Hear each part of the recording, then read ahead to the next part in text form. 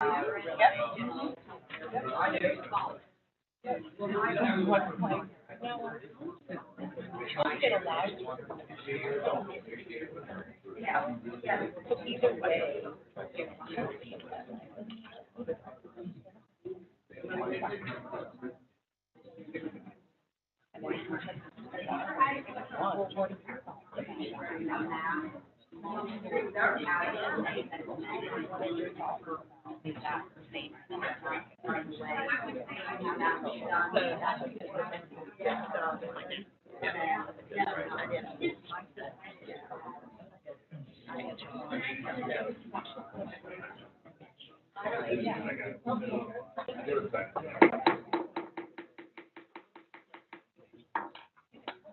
everybody. Welcome to the special called Carteret County Board of Education meeting at East Carteret High School on August 18th, 2021 at 9 a.m. in the morning. I appreciate y'all all being here.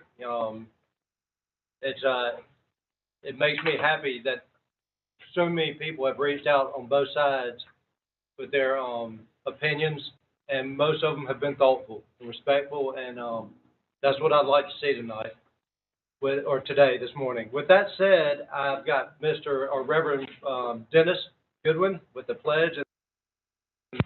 Let's stand for the pledge. I pledge allegiance to the flag of the United States of America and to the republic for which it stands, one nation under God, indivisible, with liberty and justice for all. Let us pray.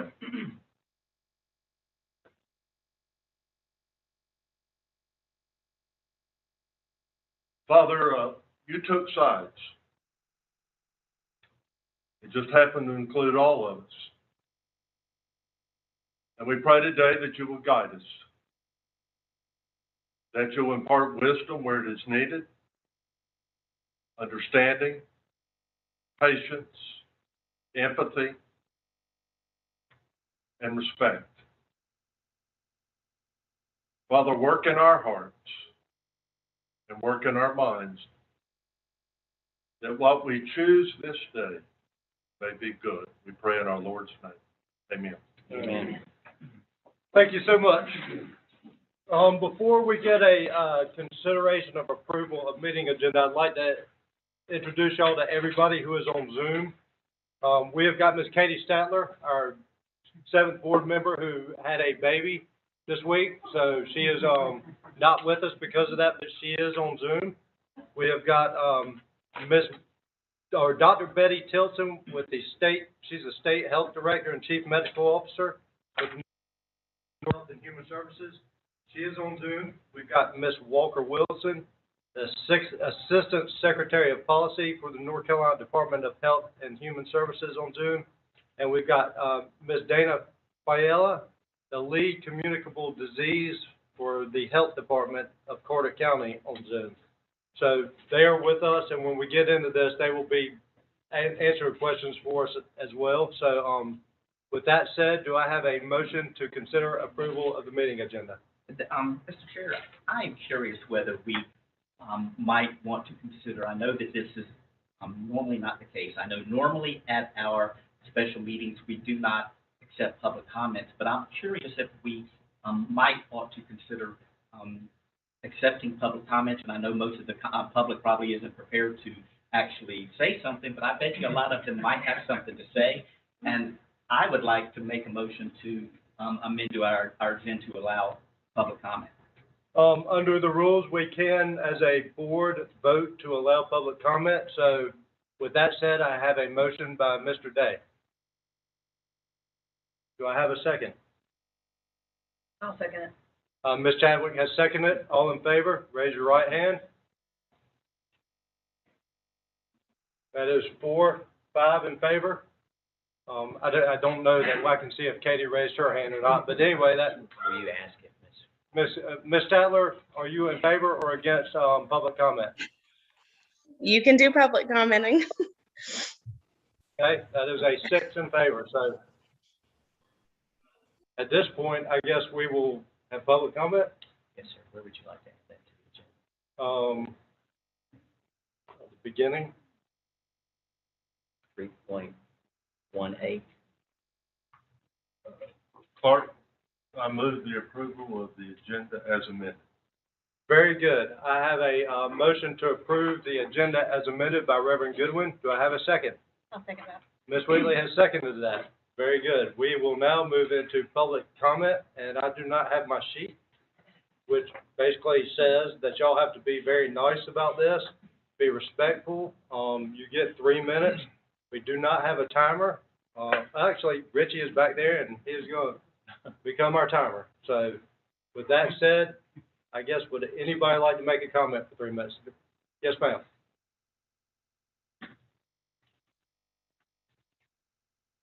There?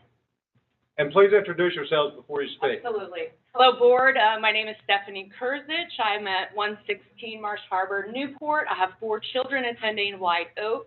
I appreciate you guys sincerely for allowing the public comments. I would strongly, strongly urge you to make masks optional for our children. And I also strongly urge you to take a neutral stance on the vaccine position. Contrary to page 7 of the toolkit, I understand there's a great divide on this. Even amongst credentialed medical professionals, there's a very big difference of opinion because there's not been time to do any scientific studies. So the opinion, though, is obvious amongst this group. That masks would not do well for our children, but it's understandable that some parents want them to be masks. So that's why optional is the excellent option, because those that want them to be masked can wear a mask. Those that don't want them to wear a mask really are kind of saying they don't trust their mask is working, which is what the box actually says. This mask will not protect against COVID-19 or any other viruses.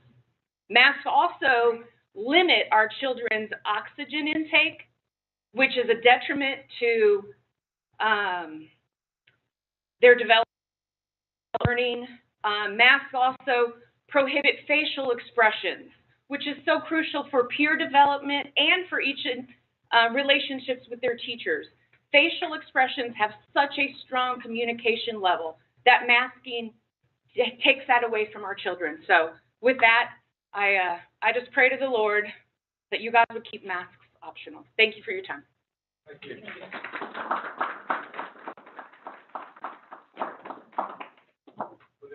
Yes, ma'am. Please state your name and let us. Hi, board. Again, thank you so much for allowing the public and community to have a say in this. My name is Crystal Edwards. I live in Newport, North Carolina, and I am a registered home health and hospice nurse here in Carteret County. I also have 4 school-age children. I have a 19-year-old daughter who is in college, a 17-year-old son in high school, a 12-year-old in middle school, as well as an upcoming 2nd grader at Newport Elementary School. I am also requesting that masks remain optional for our children as well as anyone else in our community. Carteret County COVID cases, according to our website, school-age children who are ages 5 to 17 years old, they represent only about 8% of all of the cases in North Carolina. And school-age children who are under 12 who are not able to get the vaccination are only less than 5%. So that's not a lot of our children. Our number 1 prevention in the spread of germs and infection is hand hygiene, not masks. I believe that we should institute more hand sanitizer and options for our kids to wash their hands.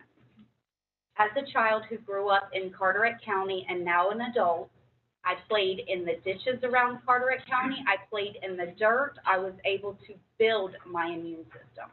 That is what kids are supposed to do. They're supposed to play in and around other children to build their immune system. Also, I think that as parents, we need to be given the opportunity to think for ourselves or our family and what is in the best interest of our children. I don't believe that it's right for someone else to make a decision regarding my child when I'm not requesting that they be made to not wear a mask. That is their child, their option. I have done my job as a nurse in our community as well as a parent. I have raised 4 amazing children, and I've also taken my oath as a nurse very seriously, and I hold that very close to my heart. Again, thank you so much for allowing us to speak, and I hope that you have it in your heart to make the right decision regarding the mask mandate and keeping it optional for our children. Thank you.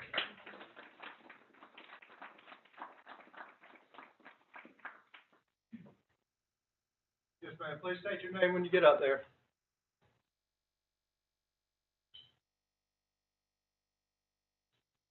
Good morning. My name is Jennifer Hudson. I live at Broad Creek. I have an 8-year-old great-granddaughter at Bogue Sound Elementary. She's lost a year of normalcy, as has every other student in our public schools. In the life of an 8-year-old, to lose a year is a big deal. I don't want to see her lose a second year. I don't want to see your kids and your grandchildren lose another year. In the pursuit of science that we don't even know is accurate, nobody can prove to us that masks, paper masks, flimsy cloth masks, nobody can prove to us that those work. Nobody can prove to us that the vaccine works. We should each have our own choice as to whether our public school children will wear masks this year or not. And we trust our Board of Education. We're so proud of y'all for taking such a united stand on this thing to start with. Totally against a mandate of masks. We hope that you'll continue to make us proud. Keep the use of masks optional for our children. Thank you.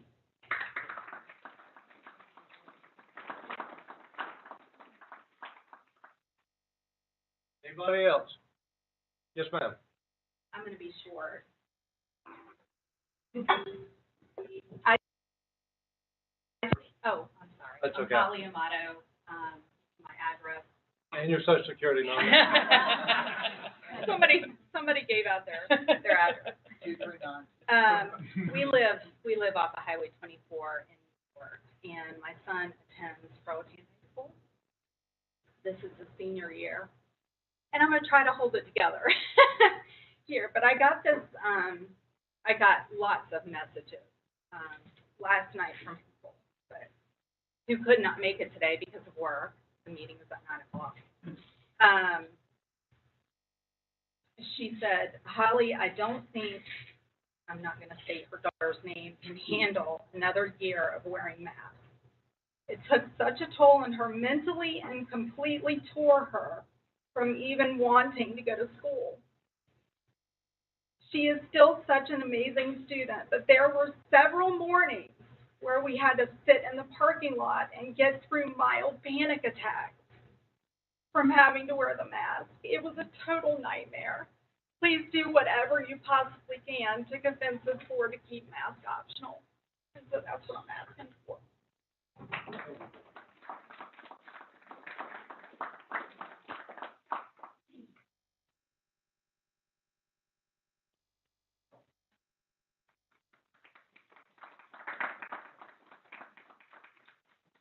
Make sure you tell us your name and your social security. I don't even know my social security. My name is David Morey. I go to Crocan, and I'm in 11th grade. I lost basically 1.5 years of marching band and actually learning. Like, I have multiple friends who have failed classes who are smarter than I am because they're not able to learn in person or communicate with the teacher and have the teacher actually help them instead of be like, yeah, we're too afraid to actually help you learn. And actually, with the mask, you need like 16 of them, because if you cough or sneeze into it, you have to immediately change it. I didn't at first, and I developed a cough that lasted like 4 months, so it's not very effective. I developed, I think it was like whooping cough. I didn't have COVID, but like it stayed with me, even if I washed my mask even 30 minutes as much as possible. I still would cough, and I got sent out to drink water like every single day, but it didn't help. I don't. Mr. Moore, real quick, I just want to tell you that I appreciate you standing up for what you believe in, regardless of whatever happens. Always stand up for what you believe in, and I'm proud of you, so thank you.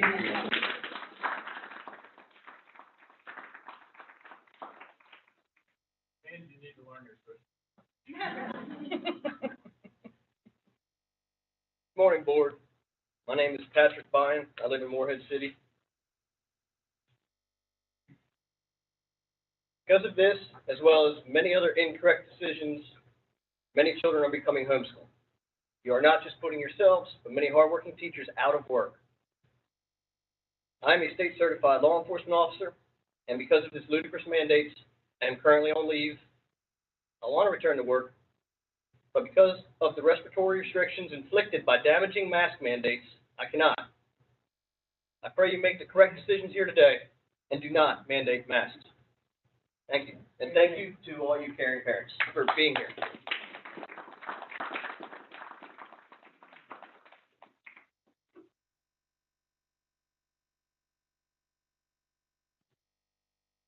Thank you for the opportunity to come up and speak to you. My name is Cheryl Piggott, and I live in Morehead City, North Carolina. My daughter and all of my 4 children have attended Carteret County Public Schools. I've always been proud of our Board of Education and most of their decisions regarding the education of our children.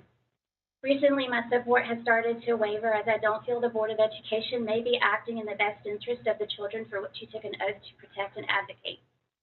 Yes, there is a spike in COVID cases, but masking our children will not stop the spike or the spread. Masking our children is infringing on their personal freedoms and ability to learn in an environment that is free of distractions. Mandating a mask on their faces distracts from their ability to breathe freely and focus on their studies.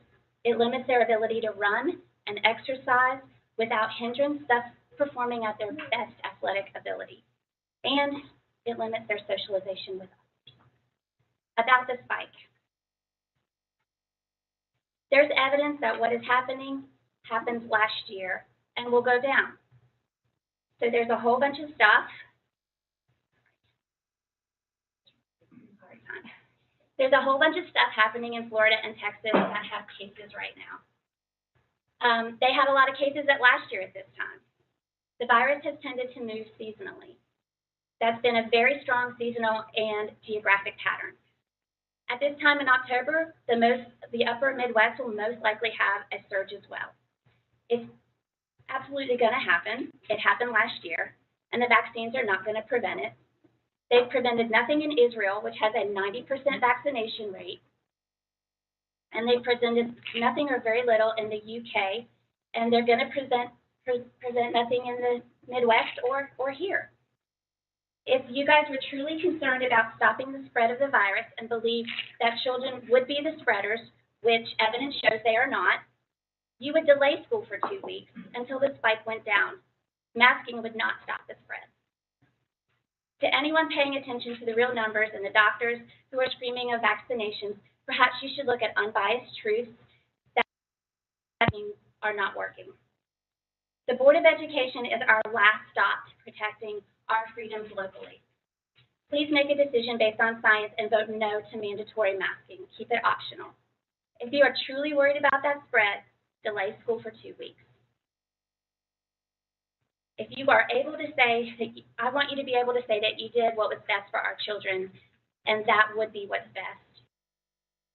Learned about a spread. Please don't hurt them with more mask mandates that are not going to stop the spread of the virus. If you agree to mandatory masking, you have shown that you want to take away the freedoms of the local parents for their children. Recently, the governor of Tennessee put out an executive order supporting the parents of children in his public schools. And many of the other governors are standing for freedom and parent choice too. Please stand up for our families and children, just as those brave governors have. We appreciate it. Thank you.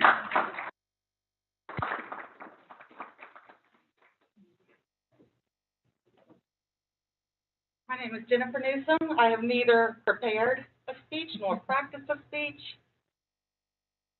I came here just willy-nilly this morning. I'm not going to I don't want my picture taken.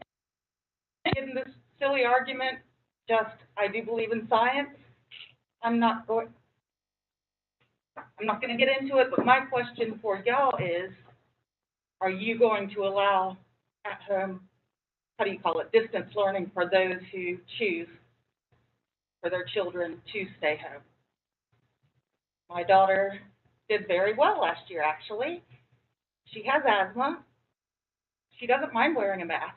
She volunteers at the aquarium 8 hours a day, whereas a mask has no problems with it.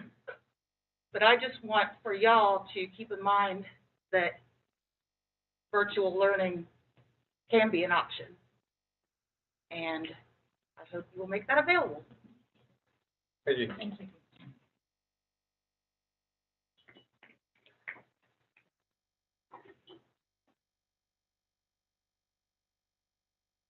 Yeah, you're good again, but we need your name. My name is Kelsey McCormick, and I'm a current junior at Croatan High School, and I'm here to support the idea that masks should remain optional. I believe this is not one size fits all. We all have different health issues. Personally, I have asthma or reactive airway disease, and wearing a piece of fabric over my nose and mouth prevents me from getting the air I need, and it makes it harder to breathe, especially in a classroom whenever I'm thinking, trying to take a test. It makes me distracted. Also, I'm here to say that I'm proudly unvaccinated because I believe personally a lot of high schoolers my age have natural immunity. And Israeli studies have proven that natural immunity is 6.92 times more effective than the Pfizer vaccine, which is the only one available to my age group. I'm here to urge y'all to give us our rights to remain unvaccinated, unmasked, and pro.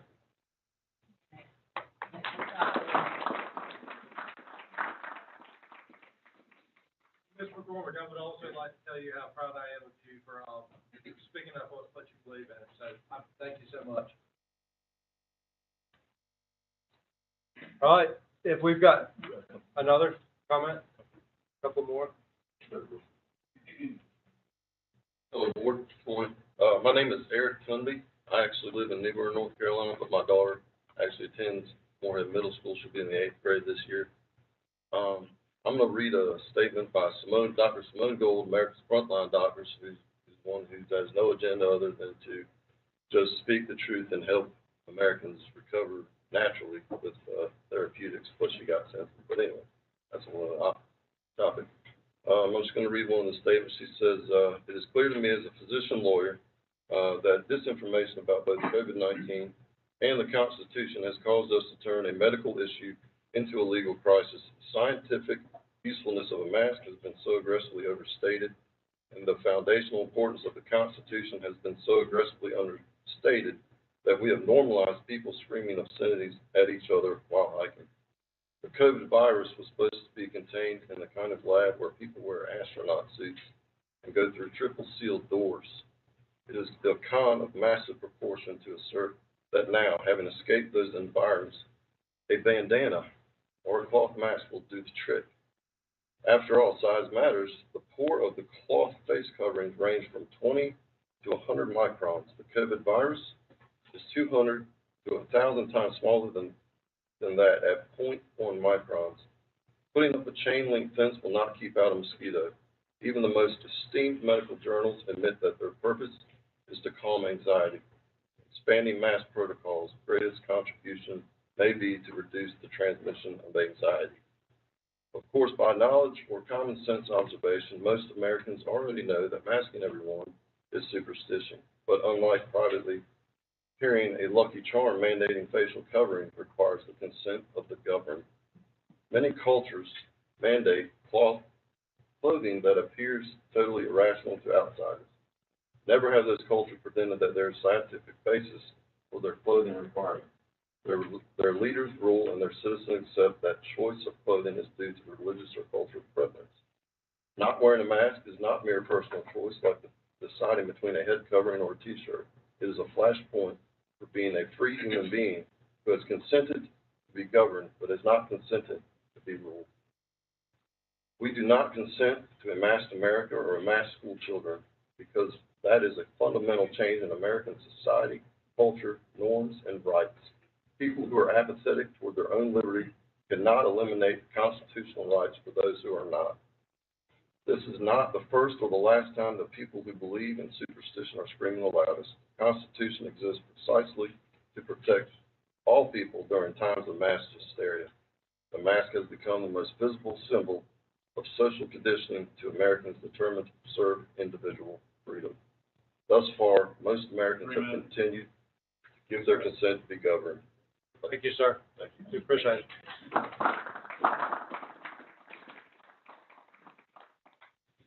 Good morning. Thank you, board, for having me, and thank you, everybody that's here, and thank you for allowing public comments. My name's Jack Bradford. I'm from Martinsburg. I have a senior in East Carteret High School this year. Wanted to start out with, it was on FDA.gov, which was there yesterday. While a surgical mask may be effective at blocking splashes and large particle droplets, a face mask by design does not filter or block very small particles in the air that may be transmitted by coughs or sneezes. Surgical masks also do not provide complete protection from germs or other contaminants because of the loose fit between the surface of the mask and your face. These masks are not intended to be used more than once. So from the own Strong Schools NC toolkit, on page 6 of the top line, COVID-19 is mostly spread and person breathes out droplets, very small particles that contain the virus. These droplets particles can be breathed in by each other. People or land on the eyes, nose, or mouth. So somebody asked me not to say this, but if it could go in your eyes, what's the mask going to do? The next paragraph down, while children generally experience milder symptoms with COVID-19 than adults, and to date have not been found to contribute substantially to the spread of the virus, transmission from these even mild or no apparent symptoms remain a risk. I believe there's a sign somewhere here. If it's a risk, then it should be the parent's choice to take that risk and the child's choice. And I'll end with this, which I found interesting. There were 11 million kids that tested positive for the flu in 2017-18 season. There have been 4 million kids who have tested positive for COVID so far since 2020. Did anyone suggest shutting down schools or wearing masks in 2018? No, they did not. Thank you for your time. I appreciate it.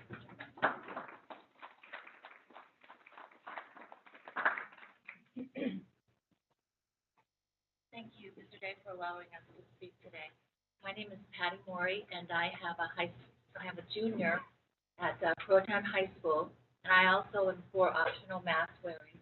But in the email that I sent you yesterday, I also wanted to make everybody aware that the CDC has approved vaccines for children 12 and up without their parents' consent or knowledge. And they are arranging clinics to come to the school and vaccinate our children without us knowing that they're there and that they're vaccinating our kids. So I just wanted to make everybody aware that, that we're going to ask our school board to please not allow these clinics to set up shop in our schools, our public schools. Thank you.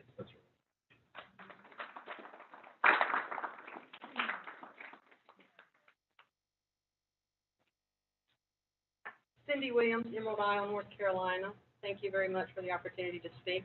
I sent this email to all of you. It's a study done by a group of parents in Florida. Their children wore masks for 5.7 hours in one day. They took them and had them on the mask. I can't read all these diseases, but I'm going to let her read them for me. It's mostly a lot of bacteria and viruses.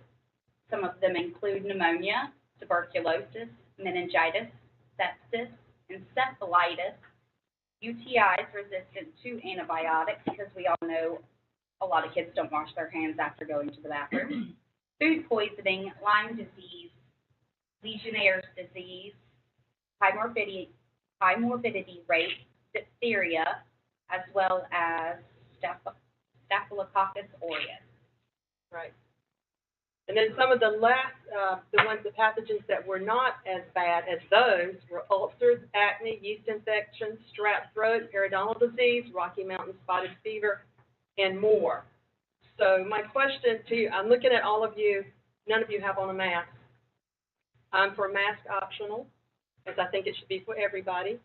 And my second question, my question to you is, have you taken any masks and had them tested? Have you looked at what is in the mask? Have you looked at what our kids are breathing in, what we're breathing in? Well, that's my question. And I can send this study to you. I sent it to you in an email, but I can send this to you again if you want. Also, America's Frontline Doctors, I encourage you to check that out. There's a doctor now, they're doing autopsies on patients who have had the COVID vaccine and what it is doing to your blood, blood clots in the brain, the lungs, heart disease. People, 13-year-olds, 2-year-olds, well, not 2-year-olds, 50-year-olds, they are dropping dead from this. So I encourage you to take a look at what they're finding in the autopsies of people who have had the COVID vaccine. Thank you.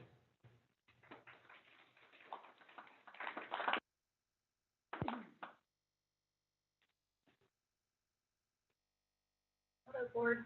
My name is Christy Schrock. I live in Morehead City. I have 2 children in the Carter County public school system. I am for optional masks. It should be everybody's choice. I had several teachers in Carteret County email me or message me yesterday with some points that they would like made. I will leave their names out of respect for them because they are not here to physically speak it themselves. They are questioning now why they got the vaccine when they were told they got the vaccine, they would not have to wear a mask. They are questioning why are we going to put our children in masks to have them take them off at lunch for 30 minutes, spit, talk, touch more different things that spread more germs for those 30 minutes, and then have them remask, touching again the bacteria that's on the mask that she just pointed out, to put it back on their face and continue attempting to learn throughout the day. Last year, I had to pull my daughter out of public school and put her in a private school so that she could actually focus on her studies instead of worrying about what's going on underneath her mask. This mask is itchy. She's ADHD, hypersensitive. She cannot stand to have something on her face that she is constantly fighting her brain to focus on the knowledge she's trying to learn versus what's happening on her face. It's uncontrollable for her. So I hope that you will vote to keep masks optional. I'm not asking anybody to not wear the mask. If they want to wear it, they can wear it. But everybody should be able to have their choice. Thank you.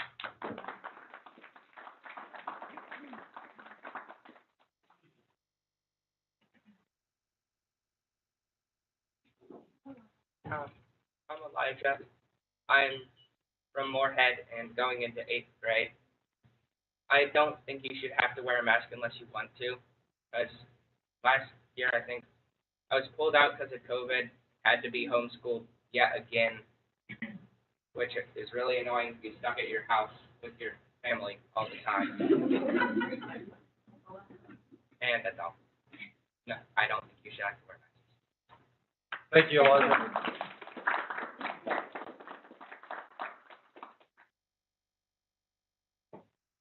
Elijah, I would also like to tell you I'm proud of you for standing up and speaking what you believe in. Appreciate that. Hello, my name is Leslie Goff. I'm Elijah's mom. This year, let me give you some history. We have been homeschooling in part or in full, all 3 of my boys. They're in 5th grade, 7th, and 8th in Morehead City. And we have homeschooled for 8 years. My 3 boys came to me this summer, and they all asked me if we could try public school. I felt comfortable with that because of the decisions that you all made at your last meeting about it. And he said he felt comfortable about it because of the decisions that you made at your last meeting. I want to thank you for allowing public comment. because when I was coming in here, I said, well, this meeting was kind of called because of public comment outside the meeting place, and now I'm very grateful that we have an opportunity to speak now. I would love to send my boys to school. I would love for them to have the opportunity to play sports, to be in band, to do all of the things that you can't have as a homeschooler. There are lots of advantages to homeschooling, but there are things that you just can't replicate in your home. But I will not force my children to cover their face all day. It's not fair to them. It's not fair to the teachers. There's no real evidence that it is effective. If people want to wear a mask, let them wear a mask. The only true fair option is to keep it optional. That's not forcing our beliefs on anyone. That's just allowing people to have their God-given rights to make a choice for themselves. And that is what this country is about. Thank you.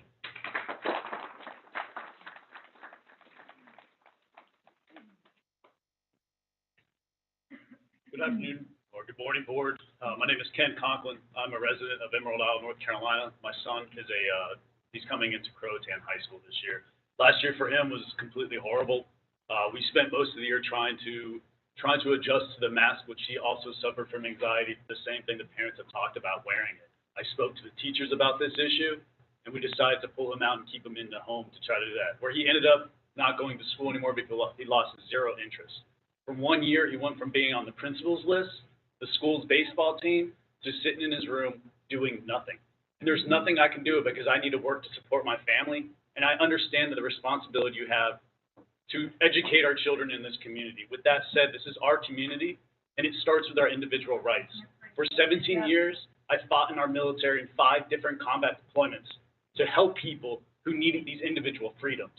These individual freedoms are based upon our Constitution and what I gave to other people in other countries who are right now trying to get on C-17s to get here.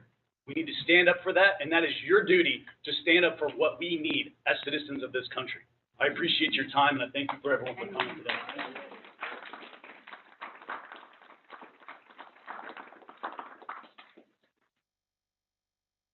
Anybody else?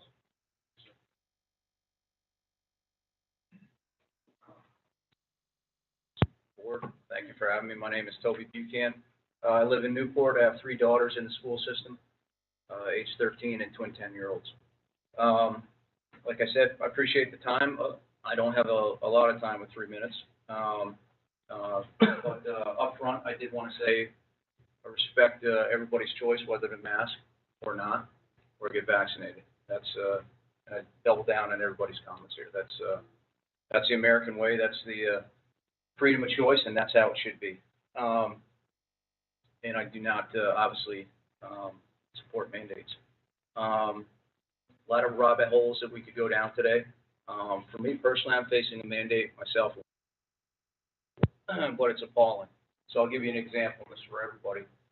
If I don't get vaccinated, I have to get tested weekly with the nasal swab. All right, whether it's a PCR or rapid test, who cares? It doesn't matter. Or I'm expecting I'm probably going to be fired. Do you understand that the WHO and CDC guidance, and I'll tell you how ludicrous this is, that goes into the masking. The WHO and CDC guidance clearly states anyone that is asymptomatic is a complete waste of getting tested. The PCR and the rapid tests are fatally flawed with false positive rates for those that have no symptoms. This guidance actually came out after the election, conveniently. Okay? That is appalling and ludicrous that you're going to make people, and obviously these tests are not cheap either. So there's a cost associated with this. But that is clearly out of the guidance. Yet we're going to expose and make people get weekly testing that deny a vaccine. That is just amazing to me. Last night I went on to the WHO, which is very hard to navigate, the WHO website and CDC website, just to get an idea in terms of, because the policy has changed throughout the last 18 months of masking. go read the WHO guidance, and they got little cartoon clips of, this is how, if you have your homemade mask, what it should be made out of, and how you should don it every day and take it off. It literally is a special fabric, a cotton layer in the middle, washed every day. Wash your hands before you put it on. Put it in a sanitized bag when you're done. Rewash your hands after you take it off. Rinse and repeat and do it again. And at least wash it once per day. I don't know about anybody else, but homemade masks, I don't think everybody's washed their mask every day. I'm just going to say that. I'm just going to be honest. I know I have not. 3 minutes. Scott, I appreciate it. I hope you make the right choice, and I appreciate you having us. Thank you.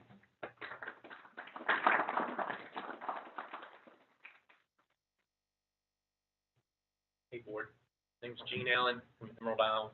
I emailed each of you last night as soon as I found out you guys were having this meeting. Like the others, I appreciate you guys allowing us to make a comment. And like the others, I didn't come prepared to say much. I moved here in August of last year, a little over a year ago now, from the Wake County area, which is pretty different than here. When we moved here, I picked up my business, picked up my family, and came here because it seemed like this was real versus where we were. It was normal here versus where we were. Things seemed right here versus where we were. I picked up everything, brought it here, came to your meeting 3 weeks ago after learning of y'all's decision. I was extremely pleased. We've homeschooled both my boys for the last 6 to 8 years.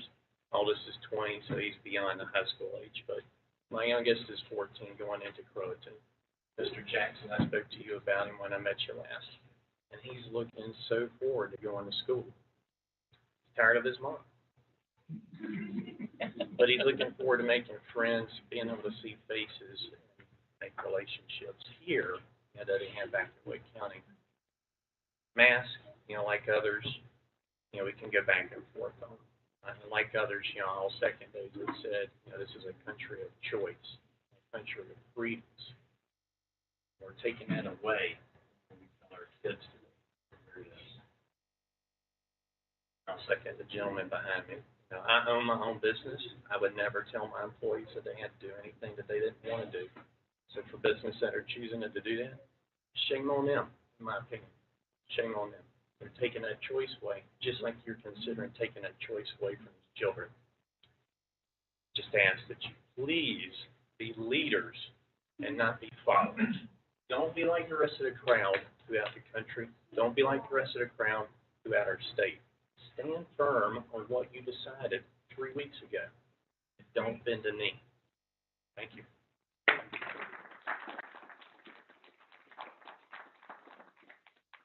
Hello, Board. My name is Ronnie Doherty. I do not have any children in the public school system, but I do have nieces and nephews.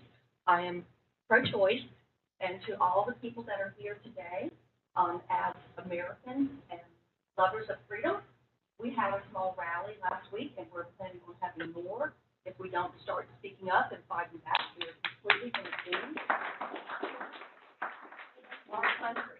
We are at a precipice of fight.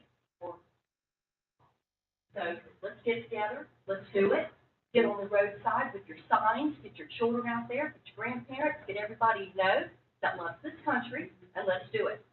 There's Lisa and I and Kelsey in the back. She's joined our cause, and we're going to be out there. You're going to see us on the roadside, and you may have last weekend on the corner of 70 and Turner. We were mostly well received, but we did get some negative comments and some middle fingers, which evidently was the word of their day, because you know how they get together and have their word of the day. So that was what we received. But thank you so much. We appreciate you giving us the consideration, and we just hope and pray that, because we can together.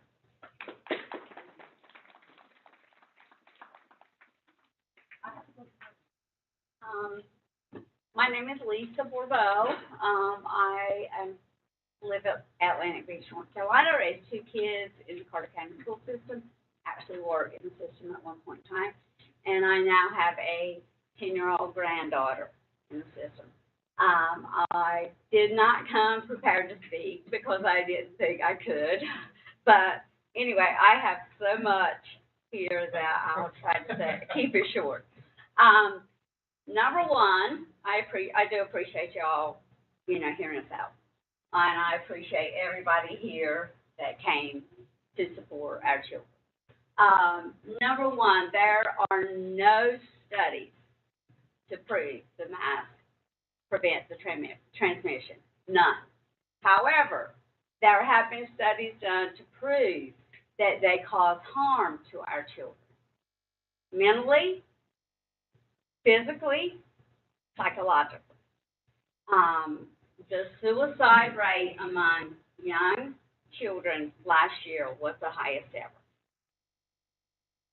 So that says a whole lot. Number two, when they talk about the spike, the FDA, and I have this article if anybody wants it, has recalled those PCR swabs. Okay, effective, there you go, December. Don't ask me why they're waiting until December, unless it's so they can get more people vaccinated, and scare people with all these spikes. But they've recalled them because they're inaccurate. They cannot determine whether it's the flu or COVID. So we don't know what the numbers are. We don't know if we've had a pandemic. We've had people treated for COVID that may have had the flu. I mean, think about it, So we don't know if we've truly got a spike in COVID. So, I watched my 10-year-old granddaughter last year, very extroverted, vivacious, everything. I observed her, and I could see her withdrawing. And it broke my heart. I will not allow that this year. I won't. I'm self-employed as an insurance broker, but you know what? I'll give it up to stay home and homeschool her. But it shouldn't be that way. If you want to make it optional for those people that, we got a lot of fear mongers out there. If you want to make it optional for them, if they want to wear it, wear it. 3 minutes. Sorry, Jimmy. Anyway, I appreciate y'all letting us speak. And anyway, I hope you take into consideration everything everyone said and do what's best for our children.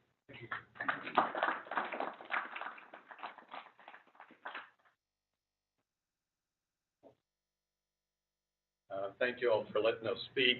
My name is Mike McCormick. I live in Emerald Isle. My daughter Kelsey spoke earlier. And just to let you know, with her reactive airways disease, her pulse ox is normally about 97.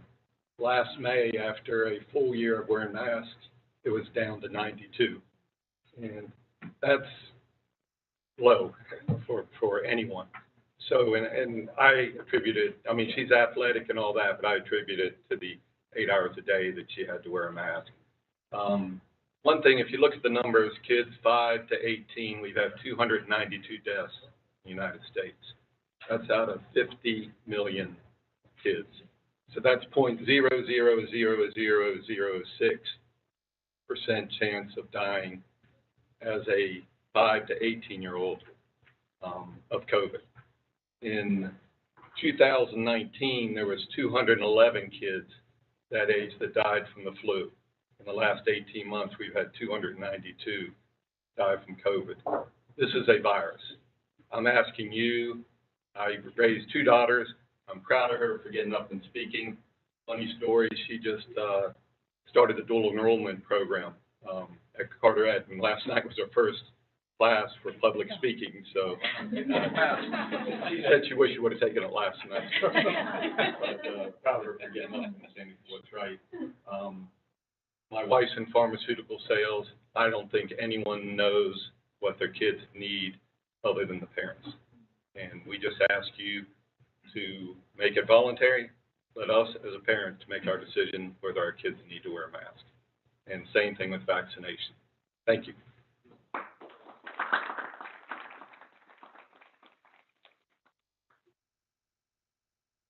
Right, very good. Well, I appreciate everybody taking the time to speak, and now I'm going to ask Mr. Blair Probes to come up and sort of go over our quarantine policy so we can understand that better and ask questions.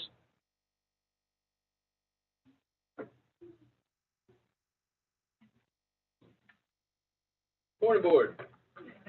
Well, I wasn't exactly prepared this morning. I got a quick phone call on the way over here, so I'll be happy to go through any protocols or try to answer any questions.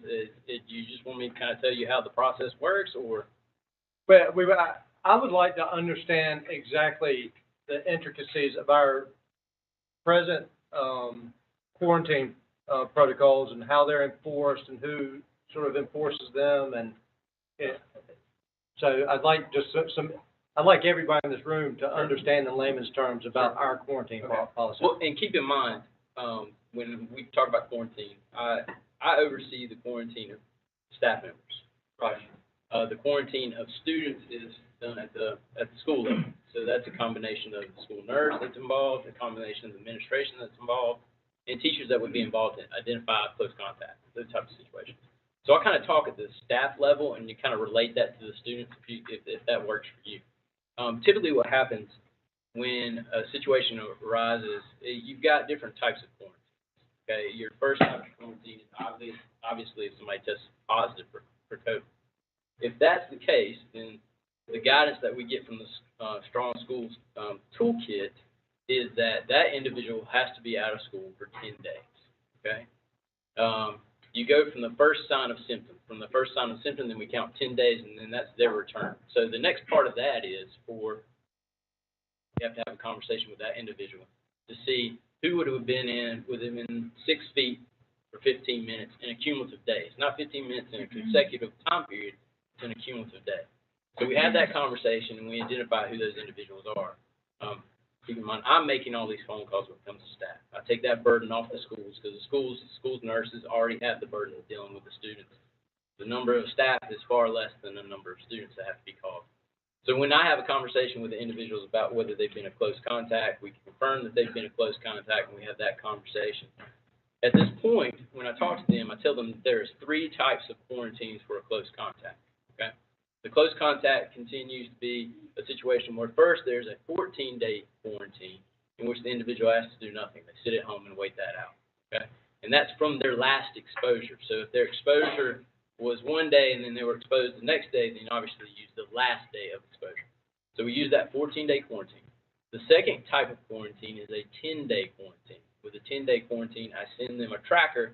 It has the list of symptoms that are indicative of COVID that they have to look at. And each day for those 10 days, they have to check it off to say, I haven't had any of these symptoms, send it back to me, and then I approve them to come back. The last time period for staff is 7-day quarantine. For the 7-day quarantine, it's very similar to the 10-day quarantine in the fact that they get the symptom tracker, but then they also have to test within 5 days of their exposure. That test has to be either a PCR or a rapid test. If it comes back negative, and then for the 7 days they haven't had any of those symptoms, they send that to me, then I approve them to come back. So that's the type of quarantines for a close contact and for a positive. The last quarantine is for someone who is symptomatic. Somebody who's exhibiting signs of COVID, it's relayed to me, we send them home, and then during that time period, they have to go get tested with a PCR test. If the PCR test comes back negative, they can come back prior to the 10-day quarantine. Or if it comes back positive, they stay out for the full 10 days. That's essentially the steps that we take for the quarantine. Are there exceptions? And can you explain those?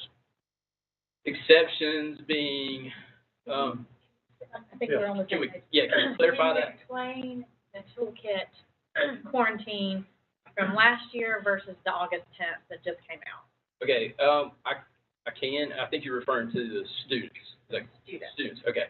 Yes. Last year, quarantines did not matter whether each student was wearing a mask or not. If an individual who tested positive at the school as a student, anybody who was within 6 feet for 15 minutes, cumulative 15 minutes, had to quarantine.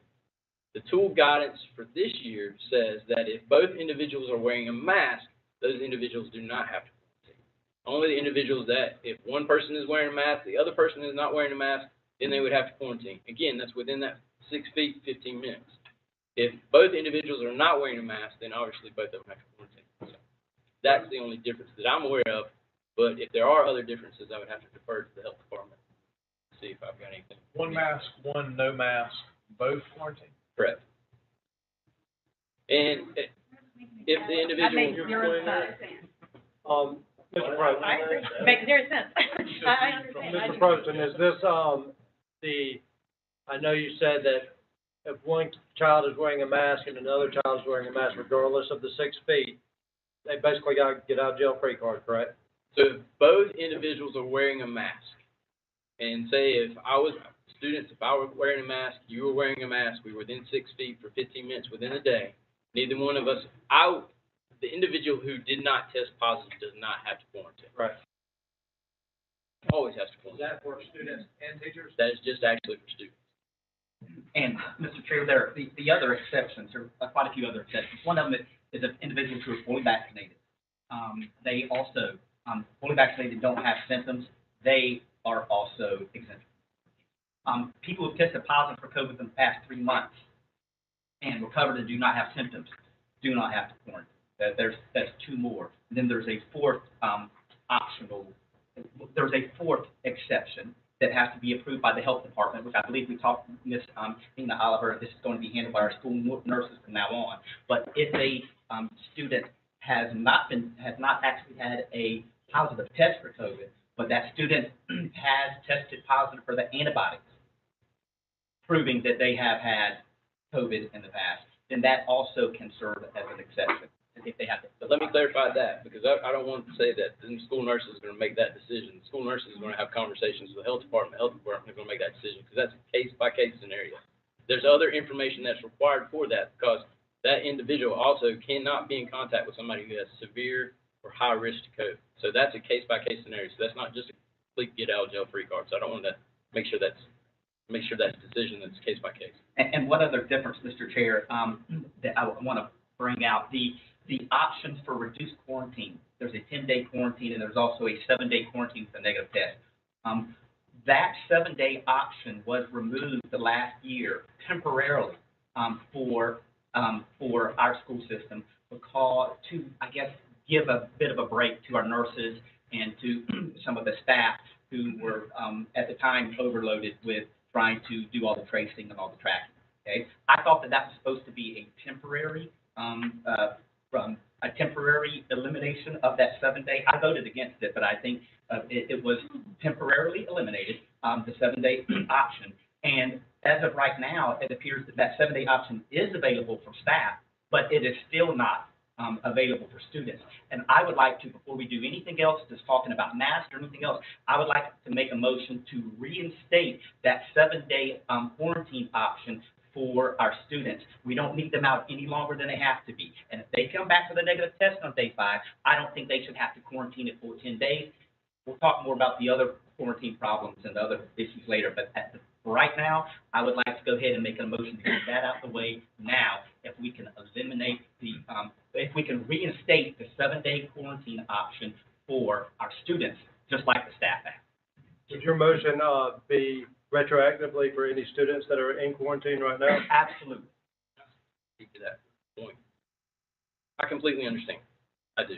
As a student, as a father who has a child in quarantine right now that would benefit from that 7-day guideline, I do.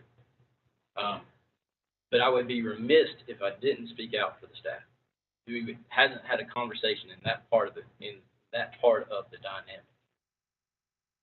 When we took that piece out, it was me begging, because I had nurses who were on the verge of breaking down. I had nurses on the verge of tears when I had conversations about them when they had to make 30 to 40 phone calls when we're doing quarantine. I don't see that changing, especially with the influx of the cases that we've had with staff. I worry that that's a reflection of what's going to happen. I'm not here as a proponent for anti-mask or proponent for mask. I am here speaking on what guidelines we have to work for. It's not a question of whether I agree to them. It's a question of how do we put these in practice? What sounds good, I can understand, but the question is it feasible? And so I worry about us going back to that 7-day timeline and not having the feasibility of putting it in practice. And I would be wrong if I didn't speak out for the nurses who aren't here. I'd be wrong if I didn't speak out for the administration that's not here to have that conversation. Are the metrics not different this year than they were last year, though? For instance, I believe we've got 60 or 70% of our staff vaccinated, correct? That's my assumption. But let me tell you what I've seen in the last 2 weeks. In the last 2 weeks, we quarantined 55 employees. I just now got another positive on the way over here. That's 17 positives, I believe. 17 positive, 8 negative when they're symptomatic. We've quarantined 55 people. That number would go up substantially if more people were vaccinated. And again, I'm not here saying vaccinate or don't vaccinate. I'm here saying this is what the toolkit says. Toolkit says if you're vaccinated, I don't necessarily have to send you home as an employee unless you're showing symptoms. So we would have at least 16 more individuals that would have quarantined if they were not vaccinated. So the numbers are tough, and whether you believe one thing or another, I have to go by what the guidelines say, and that's what the guidelines are showing. I didn't have 17 positives per month in certain months last year, and I've got 17 positives, and we're talking the last 2 weeks. I believe there's a little bit of subjectivity as far as the way the close contacts are labeled, and I believe we are over quarantining right now, and I'm curious to know, out of all of the close contacts that we have quarantined, and all the children, all the days that our children have missed, how many of those close contacts that have been quarantined, how many of them actually did have COVID? Do we have that information? I don't have that information. That would be very helpful to have, I would think, to actually be able to justify the continued. Ultimately, our goal, I understand what's happening with our students, with our staff, but ultimately, our goal is to keep our children in school as much as possible, and I believe they need to be able to have that option.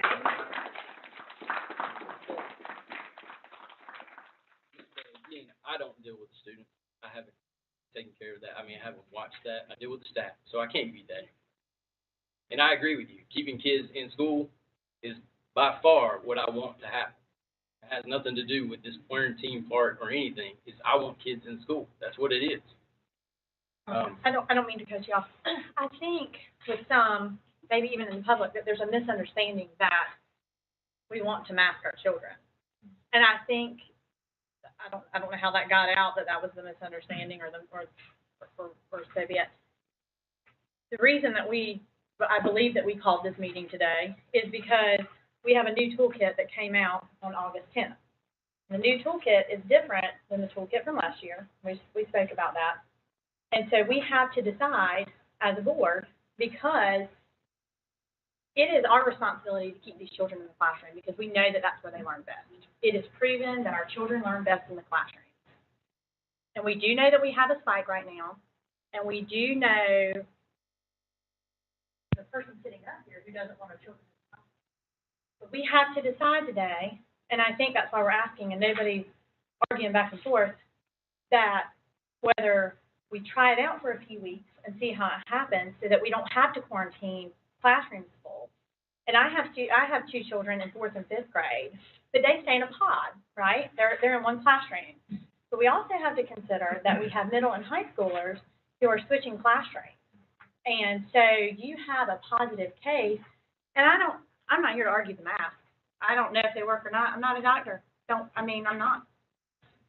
But we have to figure out whether it's worth it for 2 weeks to try it out and put masks on and not have to quarantine.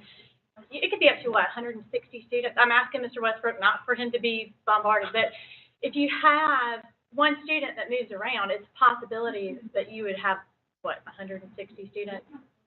I'm not arguing with anybody. I'm just trying to tell you guys why we're meeting, because the toolkit has changed. And so, right.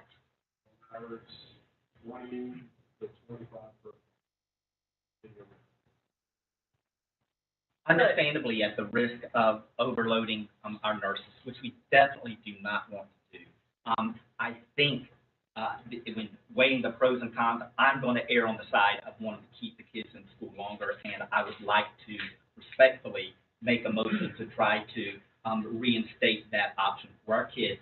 And if we can reevaluate, and if it becomes a problem for the nurses, we can look at getting additional help, or we can consider maybe easing up at that point. Maybe we can reconsider. But I would like to be able to give our students the option to have, if they have a negative test, that they can come back after only 7 days rather than 10 days.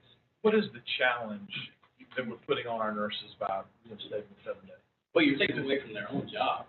School nurses have the jobs that they're there for. The challenge is when you have some of these to the degree that we're going to have, possibly have, than what we did in the past. And keep in mind, we're having more kids in the building now. You're calling 30, 40 parents, tell them that your child's been quarantined. Then on top of that, you've got to figure out who is coming back when. For those 30, 40 students, who was coming back 7 days, who's coming back 10 days, who's coming back 14 days. And the nurses keep track of that. Nurses keep track of all that. Wasn't it So it's nice? not only the nurses, but it's also the administration that's involved as well. Right. Wasn't it nice when we actually quarantined kids? We made kids stay home when they had symptoms back, like when we had flu and so forth. We didn't have all these crazy onerous rules that I know it is tough, especially when they're changing the toolkit nonstop. And for our nurses and everybody to keep up with all these changes is obviously rough. Okay, but I surely do miss the days of staying home when you have symptoms and when you're sick. I sorely miss those days. I think everything has gotten ridiculously out of control. Absolutely. Again, I would like to make a motion to be able to reinstate the 7-day option that is for not only for our staff, but for our kids too. I think they deserve that option. And I would like to see our kids in school more often than not. So Mr. Day has a motion on the floor. Do I have a second? I'll second it. Ms. Chadwick? More discussion. Yes. Ms. Chadwick has made a second. I'd like to have more discussion. Mr. McLean? Okay, so reinstituting 7-day quarantine. First of all, who dictates quarantine and close contact? I think we dictate close contact, and is it the health department that? We are in close contact with the health department. I've talked to them. I mean, in close contact as in quarantining. Does the health department have a say-so in quarantine these 7, 10, 14 days? So we use the guidelines that are given to us, obviously, and then we make a determination who is the 6 feet, 15 minutes. Then we have to have conversations. We do that, right? We do that. I don't know that the health department could. No, that would be on us. No way. So we do that, and then we have to have that conversation with the health department and let them know that here's the situation. So I have a conversation daily with the health department about here are my positive cases, here are those cases that are impacted by the quarantine. And the new conversation now is not only here are the people who are going to have to quarantine, but here's the close contacts that are vaccinated as well. Give them notice of those. Are the toolkit guidelines, or are we legally bound? And do we have an attorney that can handle the magnitude of what we're facing? That is, we need a law firm. Yeah. Yep. Ma'am, I think, I don't want to tell you can't talk, but by rules, I appreciate you. By rules, we can't do this. That's, I'm just wondering if there are guidelines in your mind. and please, after this meeting, any questions you have, don't hesitate to ask any of us, so. Any other discussion on this? So do we determine our quarantine? Or does the health department, or is it toolkit? Yeah. We utilize the toolkit. Toolkit determines everything. Toolkit allows 7 days for children with negative tests after 5 days. 7-day option is in the toolkit, yes. So the only thing that we're basically debating then is what kind of pressure we're going to put on our staff. Correct. And I would think that we would try our hardest to keep kids in school and see if we put over pressure on our staff, and we always have the opportunity to pull back if we do. I mean, I'd rather, you know, that's just how I feel. I mean, you know. I would support it, but, you know, it's certainly something that we need to be checking in with the nurses, because I remember last year, you would walk in any school and the nurse would be crying, just not being able to handle the workload. And I would ask if we had any ESSER's money for supporting the nurses as well, just as a note when we get back to the office. That's what I was getting ready to ask. With all the ESSER's money, we not find some support for our nurses? I think a lot of, I'm sorry to interrupt, but I think a lot of the problem is not, we probably can't go up with money. I'm worried about finding people. Is that your experience? We have vacancies. Move the previous question. So that means we're going to take a vote. I've got a motion by Mr. Day and a second by Ms. Chadwick. All in favor, raise your right hand. That is unanimous. And Ms. Katie, she had to drop off. So that is unanimous. Thank you, board. Any other questions for Blair? Thank you so much, Blair. Oh, thank you. All right, now we've got Miss Nina Oliver. I know she's been waiting patiently, and thank you so much. She is, she's going to step up and show us, I think, a presentation and sort of answer any questions we have. So we're gonna, actually, our state health director, Dr. Betsy Kilson, is gonna speak first. Okay. And then after she speaks, I will do a presentation. Perfect. And it is a little bit difficult to hear you. I will take it off. I want to check and see if you felt Absolutely. comfortable. Nope. Okay. Absolutely. Okay, great, thank you. Hello, Dr. Tilson. We welcome you and look forward to hearing what you have to say. Thank you very, very much. And it's been pleasure to be with you. I'm just going to tee up some things verbally and then be handing it over to Director Oliver. That's going to go through much greater detail and some information about the virus and the spread. So thank you for allowing me to join. I've been listening in very closely. I understand these are all very hard decisions. It is very hard times as things are changing so quickly. So I get that this is really, really hard. And I am so grateful for your leadership, for listening, for all the people who are there from the community, voicing their opinions. Democracy is incredibly important. And that shared decision-making is really, really important. So thank you for that. And I think it's really important that we're having this conversation. The one thing I have learned throughout the course of this pandemic is that we're continuing learning. In the beginning, we didn't have much information. We made the best decisions we had. And then as we learn with the information we had, as we're learning more, we can make different decisions as we go forward. And I see this pandemic continuing, unfortunately, for a while. And so continuing to reassess and having these conversations is going to be really, really, really important. So thank you for that.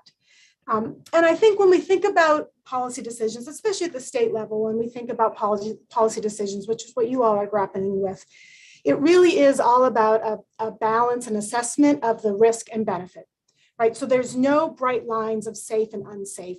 There's no perfect study. There's no perfect intervention, as people have been talking about. It is all about thinking about layering prevention as a way to reduce risk and reduce spread as much as possible, and balancing that with benefits. And I think we all are universally, the consensus is in-person learning is one of the highest benefits for our children, for our society. We all want our children in-person learning.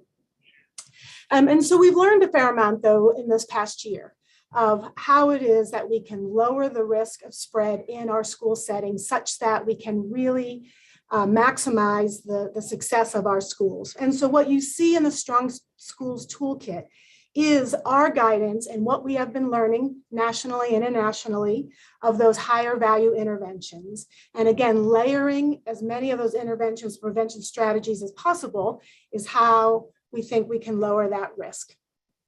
But it's all a risk-benefit analysis, right? And it all is dependent upon the contextual environment and what is going on. And that changes, right? So in the beginning of the summer, we had really low rates of viral spread. That was great. I really thought we were on the other side of this pandemic. And so then thinking about how many of the layers of those preventions we want to put in place, maybe we would be okay with fewer layers of prevention. And then that risk analysis, though, may change as we have higher rates of transmission. Unfortunately, like we do now, as people are alluding to, we are spiking, our rate of cases are accelerating. And so it may be that decision of how many layers of prevention you put in now might be different than it was a month ago, and it may be different in a month or two now, when, or a month or two in the future, when those rates of spread hopefully come back down. And so all of those decisions, all those policy changes can be revised depending on what's going on in the environment, just as you all are thinking about. But I do want to be clear that we are in a time of high viral spread, unfortunately. All of our statewide metrics are up and are accelerating at a pace faster than other parts of the pandemic. We're looking at our number of cases, our percent positive. People are coming to the emergency department for COVID-like illness, and our hospitalizations. They are all up. And one of the things that I'm mostly worried about is the strain on our hospitals. Our health systems are already feeling a lot of strain and pressure. So I do worry about our hospital capacity as we move forward. And what we are learning is that this rapid rise is due to the Delta variant. Viruses have variants all the time. I think Ms. Oliver is going to talk through that. This is what viruses do. And what happens is that when they're able to have a variant that is more contagious, that's easier to spread, those are the ones that can take hold because they're spread more easily. And that's what we're finding with this Delta variant. The Delta variant is about twice as contagious as that Alpha variant, that UK variant that we saw in the spring, which was also about twice as contagious as the original strains. So that's why we're seeing this rapid rate of transmission is this Delta variant, incredibly transmissible, incredibly contagious. And it's about 97% or so what we're seeing in North Carolina. Delta is everywhere now. And so we're seeing, again, a steep increase across all of our populations, unfortunately, including in our children. We really had lower rates in our children before, and we are seeing high rates, accelerating rates, including in our 0 to 17-year-olds. So we are seeing more of our kids being infected. And I think we just heard that the cases that we've seen, that you all are seeing in the Carteret County is higher than we've seen in the past. And we're seeing that statewide. It is true, and one of the good things of COVID is that in general, it is true that our children tend to have milder disease, either no symptoms or milder disease, and that is a blessing, and I'm very grateful for it as a pediatrician myself, but not no risk. And so again, this is all risk benefit, but no risk. Nationally, in other states, we are seeing an increasing rate of children being hospitalized. We haven't seen that in North Carolina yet. We have had children consistently hospitalized. We haven't seen an increasing rate of the hospitalizations in children yet. So that's a good thing, but we are seeing it in other states. The other thing to keep in mind when we think about risk to children is the disparity and how this is impacting different parts of our communities and our populations. Our communities of color, our minority populations, have always had a higher rate of an infection in those populations. And when we look at hospitalizations amongst our children, and again, thankfully, we haven't had as many children hospitalized in North Carolina to really dive into some of this data, but nationally, we are seeing higher rates of hospitalizations amongst our children from communities of color, our minority children. And the other thing we've been looking at, and it is very rare, thankfully, but that multi-system inflammatory syndrome in children, that MISC-C.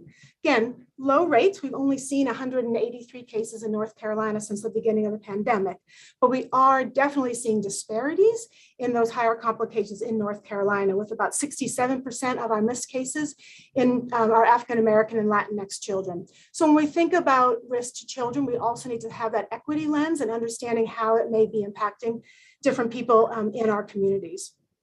And true, one of the community members talked about the risk of death. Thankfully, yes, thankfully, the risk of death is very low in children. In North Carolina, we've had only 4 pediatric deaths. Now, 4 is still too many, but only 4 pediatric deaths. And unfortunately, one of them happened just last week. And I do worry that with the rate of the Delta spread with increasing rates in children, although the risk is low, we may start seeing more just because we're seeing higher rates of infection amongst our children.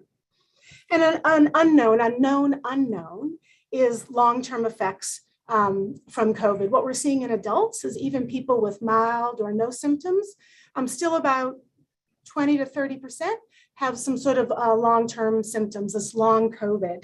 We do not have the data on children yet, so this is really a known unknown of what might be the long-term effects on children. So that's something we'll be watching closely. And the other piece, and it is true that in general, children are not very efficient spreaders, especially with layers of prevention. But we do know children are not isolated and they go home. And we have found that in that home setting, children are fairly good about spreading within their home. And so we also have to think about, and you all have to think about the idea of other adults in those children's ecosystem that might be a higher risk of infection if they were to bring it home. A little bit, as I said, some statewide metrics, and Ms. Oliver is going to talk about some of those statewide metrics, but even just looking at Carteret County, you do have a high rate of viral transmission right now.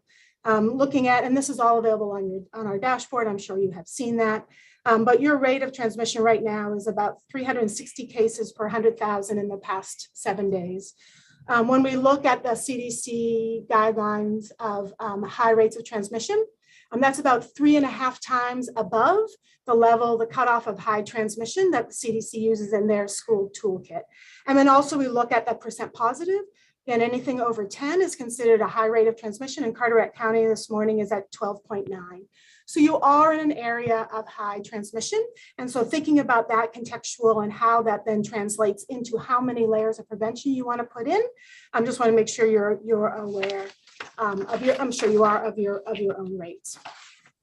But the one thing that we have learned, and looking at the experience in this past year, especially last winter when we were really having high rates of transmission, just not North Carolina, but across the country, that even in a setting of high viral transmission in the community, if you layer as many prevention strategies as possible in your school, you can keep the rate of viral transmission low, not none, but low.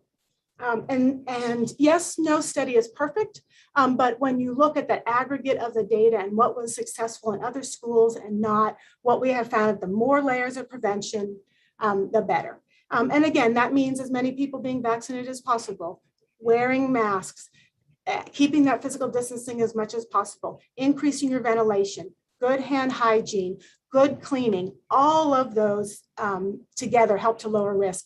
I talk about it as a prevention lasagna, or really a Swiss cheese strategies, that each one of those interventions have holes and has gaps and is not perfect. But when you layer them, then you are much more likely then of being able to block out the gaps in each of those layers by having as many layers as possible. So I know this is a really hard decision, and I don't think there's a right or a wrong answer. It really is, and that's one of the reasons in the Strong Schools Toolkit, we really wanted to keep the decision-making at that local level, because you know your community is better, you know what's right for your systems. We really wanted to have this decision authority be at the local level. So I'm grateful you're having this conversation. And just so you know, you're not alone. Many, many school boards are having this conversation as we speak, and have been really thinking about and reevaluating what they may want to do in the context of this rapid increase in our spread. As of this morning, 71, or the majority of our school districts across the state, 71 school districts have decided to have everybody wear a mask, at least for now. And that incorporates about 76% of our students across the state. And again, many of our school boards have been really evaluating within the past week or two based on this surge in our cases, with about 13 of our districts having changed their policy. And again, and one of the board members said, the decision that you may or may not make today doesn't mean you can't reevaluate that in a couple of weeks or a month and continue to reassess, and what you decide might be the right thing today may not be the right thing in a couple of weeks, depending on what we see. And that was a case, for example, 2 of our school districts They decided to make masks optional. Within about a week or two, they had one school district had 76 cases, another school district had 54 cases. They decided then for the time being to go back and make the masks mandatory until things settle, and then seeing if they can lift those mask mandates or the mask requirements after that. And again, that is all something that continuing to revisit and see what happens at your local level is going to be the way that you can guide those policies. So I just wanted to give a little bit of that state level perspective. I know Ms. Oliver has that PowerPoint. She's going to go into that. And more importantly, though, I just really want to thank everybody in this room. This is just incredibly hard. Navigating this pandemic has been unbelievably hard. And so I really am grateful for your leadership and for really trying to think through the risk benefit, making the right decision for your community now, and then continuing to reassess what happened, what's happened with our spread, and then thinking about coming back in the future and maybe making a different decision depending on what you see. So with that, let me turn it over to Ms. Oliver to go through the deck that she has prepared. And Mr. Chair, before Ms. Oliver speaks, can I ask Ms. Stilson a question or two? Yeah, you can ask her some questions. Do you think it would be better to let Ms. Oliver speak and then we ask all the questions at once? So Ms. Stilson is going to be Are you going around? Dr. Tilson, are you going to stick around on Zoom? Or do we answer questions? Why don't we ask questions so you can go deal with the North Carolina stuff? And yeah, unfortunately, I did have a conflict that started at 10. I'm trying to do that conflict, but I have a call with the CDC at 10:30. So that is a really, really hard stop for me. But I'm happy to take us to a couple questions, and then I have to jump. Okay, great. I'll be quick. First of all, thank you very much, Dr. Tilson, for giving us the outline that you gave us. I wanted to confirm since the beginning, when you confirmed this data, since the beginning of COVID in North Carolina, we had what was 3, maybe now 4 deaths since the beginning of COVID from ages 0 to 17. And from the data I pulled from the dashboard, they're from the K-12 group, other than this one you're talking about last week, which has not been updated in some of your data on the dashboard. Before that, the K through 12, since the beginning, 0 deaths of any K through 12 students. Is that correct? All 3 of the deaths prior to this one last week have been in the child care age group. Is that correct? Based on the dashboard information, that's what I'm seeing. We can't hear you, Dr. Tilson. Hey, she's muted. You're muted, Dr. Tilson. Yep, I was having a hard time seeing you. Yeah, so on our dashboard, happy to show you, we have the demographics of all of our cases. In our deaths, we've had 2 deaths in the 5 to 9-year-olds and 2 deaths in 15 to 17-year-olds. That's the age breakdown of our 4 deaths, 5 to 9 and 15 to 7, 2 of each. Okay, and did those kids have any comorbidities or other health problems already, or were these healthy kids? Every kid is a. But when we're looking at the risk, and you're talking about weighing the risk and all, we have to look at all the risk, and we have to balance everything out. So I'm looking at what have been 3 deaths for our children, which is horrendous, beginning of COVID, and you've acknowledged that children are at very, very, very low risk of dying.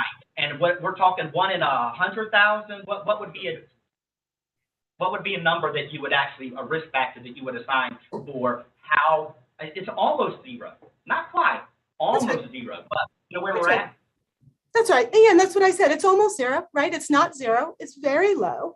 And then what we're seeing, though, with 4, obviously, that is hard to draw any, we don't have a good end to really look at the risk factors. When we look nationally, and you can aggregate those numbers nationally, what we find that overall, that children with underlying comorbidities are at higher risk for hospitalization and death, just like adults, including things like asthma, including things like obesity. So that is what we're seeing nationally with those greater numbers and again, this is all risk, right? It's not a yes, no, but that, yes, those children with underlying comorbidities are at higher risk. And you're right, it is, 4 out of all of our deaths, more than 14,000 deaths are low. Very low, but I just want to be sure we're aware it's not 0, but it is very low. But what I want everybody to be able to understand is if our risk, a child's risk of dying from COVID is almost zero. Let's just go ahead and say, since I didn't get an exact number, 1 in 100,000 is the risk of a child dying. When we're implementing these other policies, okay, policies like masking or distancing or so forth, okay, any of these additional policies that we are implementing to try to reduce the spread, when the risk is already at almost zero, okay, 1 in 100,000, whatever it is, the additional effect of some of these policies is almost irrelevant for our kids. If it's all, they're at zero risk as it is. Even though particular policies, that we implement, if we cut the risk in half, instead of 1 in 100,000, it's a half in 100,000. But I want to look at the relevance here. If we were the board of the nursing homes, it would be a totally different situation. But our kids are at zero, almost zero risk. So some of these policies are futile, irrelevant in the grand scheme of things for the safety of our kids. But I think what we're still arguing is the quarantine policy. We're not arguing the death, we're arguing the quarantine. And that's another problem I have. And we did, we're arguing whether we can keep our kids in the right. Dr. Kelsey mentioned that she was happy that we were going to have the decisions being at the local level. And we actually recently were given the ability to be able to handle our masking decision at the local level. But the problem is, although we are told that the decision is at the local level, it's actually not, because our hands are so tied because of the current quarantine policy that we essentially almost don't have a choice, because we will end up essentially quarantining the world, quarantining everybody.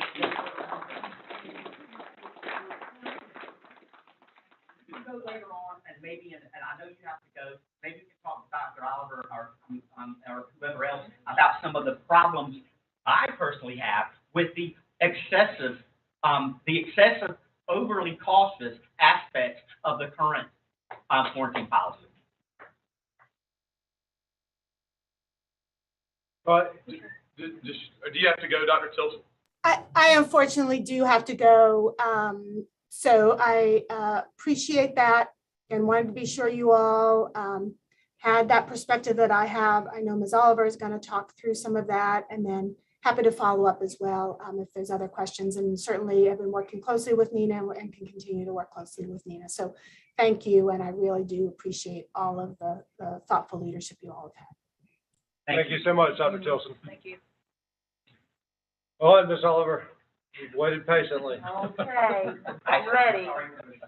That's okay. No, that's what we're here for, this stuff. I'm going to take this off. That's okay. I'm introducing myself. I'm Nina Oliver. I'm the Public Health Director for Carteret County. I have been in public health for 18 years. I love it. I'm passionate. A lot of public health kind of is behind the scenes type of agency, except when something like this happens, except when we have a major crisis. So for those that don't know, when we have like a foodborne outbreak in restaurants, we're the ones that go in and try to stop that sickness, that type of stuff. We deal a lot with STD, prenatal care, community care. So I've thoroughly enjoyed it. I've seen a lot change over my 18 years. My background is health education and health promotion. So what that means is I like to take facts and take a snapshot of what's going on, give people information, and then you choose what you need to do for yourself that is best for yourself and for the community. So essentially what I'm going to give you today is what we're seeing, and then the board makes those decisions. I am very honored to be here. I think you all have a very difficult job, not just with COVID, but every day, trying to do the best you can for our children. I have a 9-year-old and going into 4th grade, and I have a 1.5-year-old who rules the household and tells me what to do. So it's busy, and I'm happy to be here. So I'm gonna start, I do a lot of moving around, and it's just the way I work, so, we'll begin.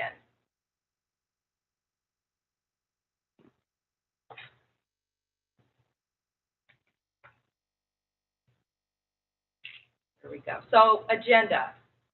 COVID virus, how it works. We're gonna kind of go over a little bit of very top level of how viruses work. And I want to point out, some of you might know Dr. Greg Reichert. He is on our board. He did a presentation about how viruses work. So the next probably 8 to 9 slides are Dr. Reichert's slides. I thought he did an awesome job simplifying a very complicated process. So this is top level. I'm not a doctor. I can't really answer very specific virus information, but I wanted to share that with you. Also, I'm going to go over COVID trends, national, statewide, and what we're seeing here in Carteret. And then I'll talk a little bit about protection methods and prevention, and then open it up for discussion and questions.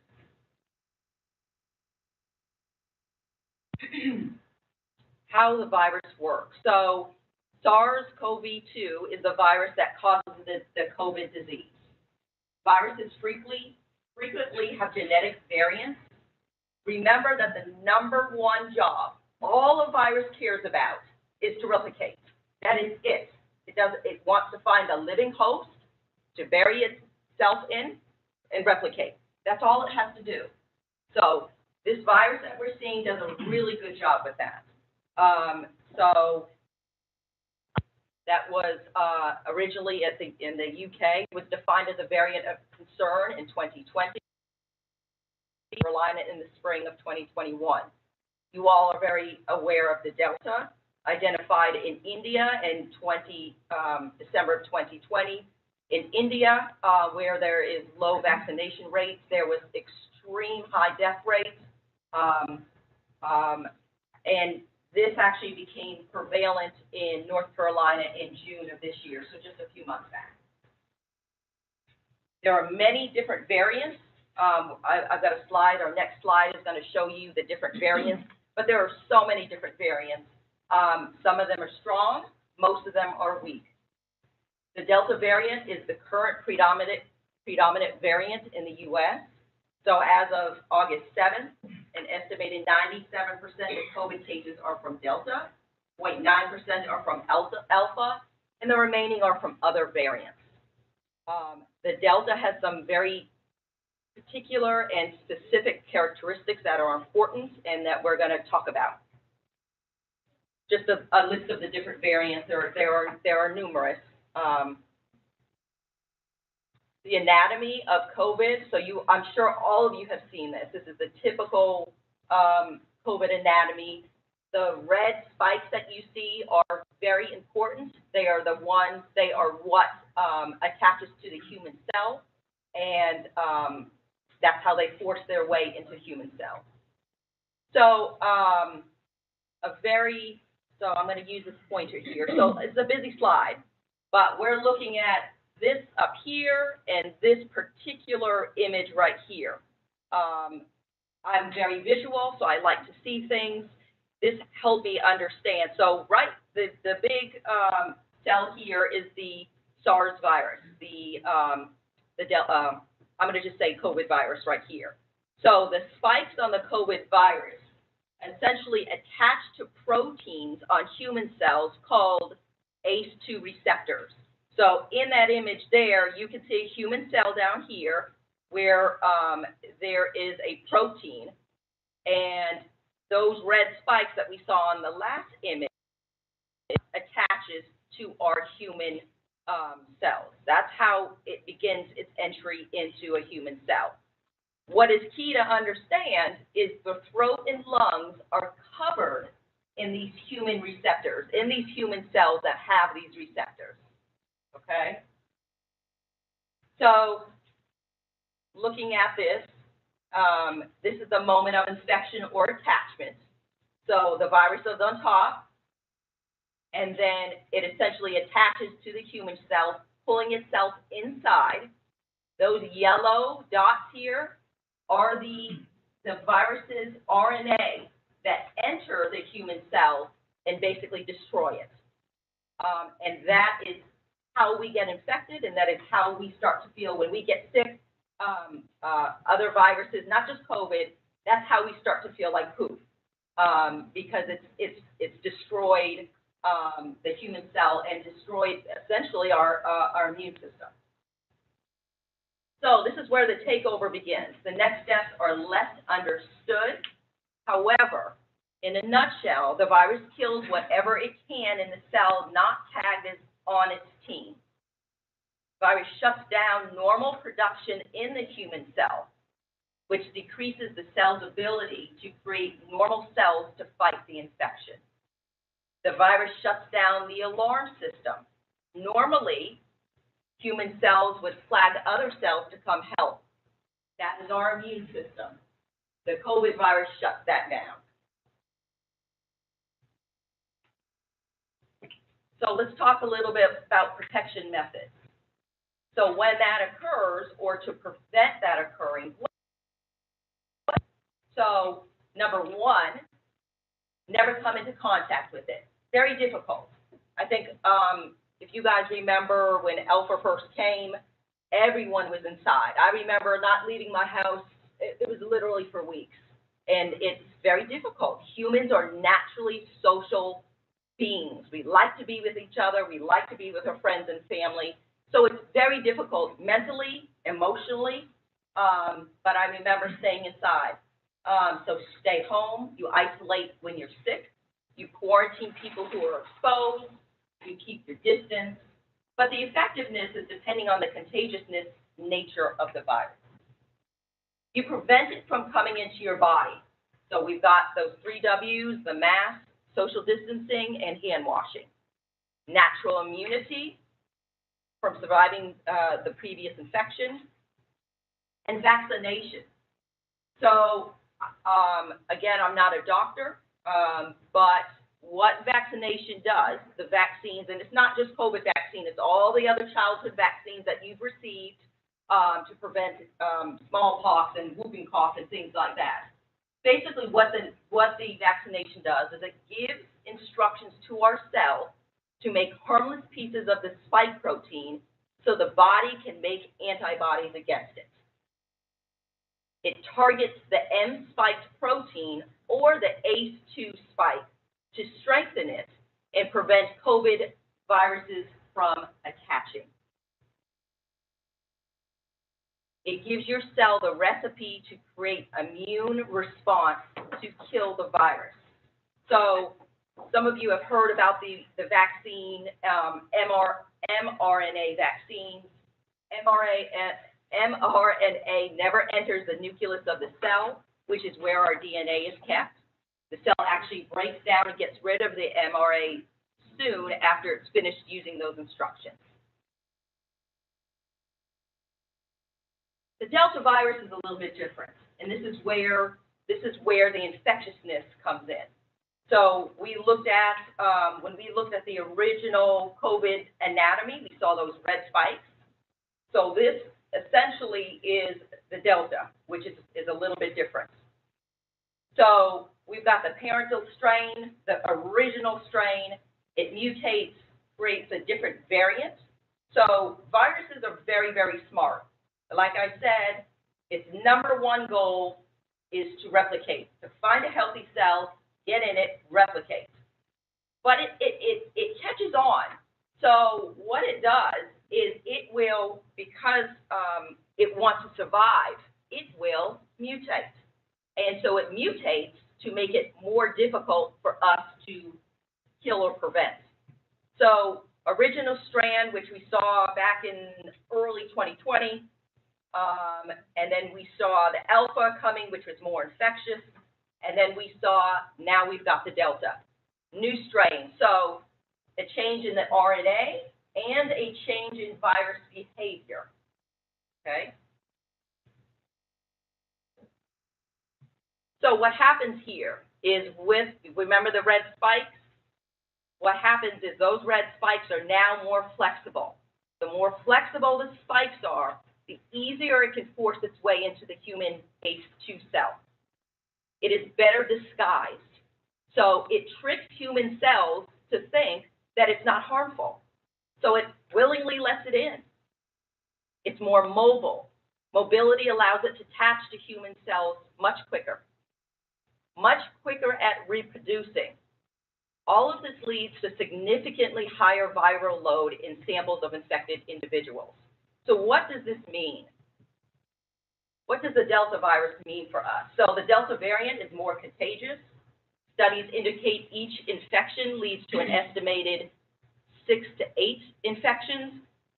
The Alpha, if you were positive, and I was walking around and I was infecting people, on average, I would infect 2 to 3 individuals.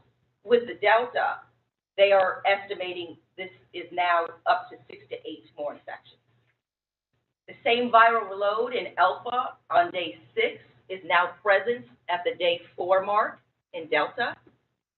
What may have helped before may not help against this variant or future variants. Vaccines are still effective. I think we all are very well aware of vaccine breakthrough. We've heard that term a lot. So what that means is when you get your vaccine, you still become positive with COVID. And that is because the Delta is mutating. Now, what is still important about vaccines is we are seeing that the vaccinations are helping with preventing hospitalizations in severe illness. So infections are happening because the target is adapting. Infections are much less severe because the immune system is ready to fight the disease. Vaccines reduce severe. The increased reproductive rate means more variants are possible, and unvaccinated infections can be severe with the Delta variant. So that was a little bit of background about the virus.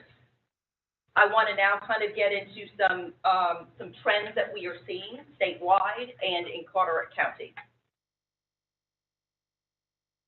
So Dr. Tilson had mentioned that our 4 key metrics across the state are all rising, and they are. So this is state metrics, not Carteret County metrics. So the number of people currently hospitalized, you can see the rates. I believe that was pulled maybe Monday. So, but you can see, so 8/13 is the last date, 13, 14, 15, 16. So, well, what's today? 18th. So maybe Monday. I believe it was pulled Monday. So we can see our hospitalizations, positive tests as a percent of total tests or percent positives are up. We're at 13.5% as a state. The state likes to be at a threshold of 5%, so we are well above that 5% threshold. Total cases are up, and then ED visits, you can see that red line, are going up. Incident rising statewide, so this is the number of new COVID total cases per 100,000 persons by county of residence, so the past 14 days, August 3rd through August 6th. You can see Carteret County, we are not at the top rung, but we are one below it, so my eyesight is horrible, but I believe that says 691 cases per 100,000 in 14 days. 14 days. So case rate among all age groups are going up. So this is very difficult to see, and I apologize. I wish the lines were bolder. But at the bottom, our age group that the board is particularly interested in is our 0 to 17-year-olds, and that is the yellow line, and we can see that there's a turn going up. Delta variant cases. So this is a very interesting slide to me, and we're going to come back to this. I want to show the board. So looking at December, we're looking at different strands. This is different strands of the variant. So what is predominant in the beginning of the year, other, meaning it doesn't have a particular name or it's something that is consequential, is other. So then we start to see, and this has been the pattern, is the alpha. So if you guys remember, we were dealing with the alpha in the spring, and then we start to see our delta here, and we start to see that in June. So, and I want to point that out because we're going to come back to it. So June is when we see the beginning of our delta, and now it has taken on like fire and has kind of exploded. We're going to come back to that though. So, age of cases statewide, I have to share, these numbers were pulled, so it says North Carolina case counts by age 0 to 17, total 142,159. These were pulled maybe a week and a half ago, so that number is different. But I wanted to show you, so you are aware, the increases of our ages broken down. So we're looking at age 0 to 1, the week of July 11th, 121 cases. July 18th, the week of July 18th, 213. Week of July 25th, 332. And then week of 8/1, 391. So from week July 11th to week 8/1, we've had an increase statewide, this is not Carteret County, of 223% increase. So, and that's across all age groups here. So we are seeing it, it is increasing.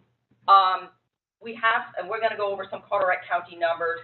Carteret County numbers are unremarkable, but we are seeing increases. And it's just important to point out that we don't have a border. Carteret County is not, it's not going to stop at our border. It can come, but we'll talk a little bit about what we're seeing. So case rates county-wide. This is for all ages. Predominantly, our older population, our adults, are mostly affected. But in 4 weeks, from July 19th to August 17th, 7% increase in active COVID cases in Carteret County, which goes along with what we're seeing in the state and the nation. In our region, there are several regions in the state. We are in the East region. There is about 29 counties in our region. So looking at our regions have increased from 79 from July 19th to 312 on August 16th, or a 295% increase.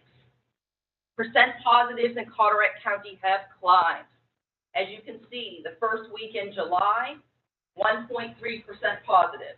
And you keep going down, it jumps 4.1, 4.3, 9.9, 11.9, and now we're at 14.3. We are above the state percent positive, which we don't want to be.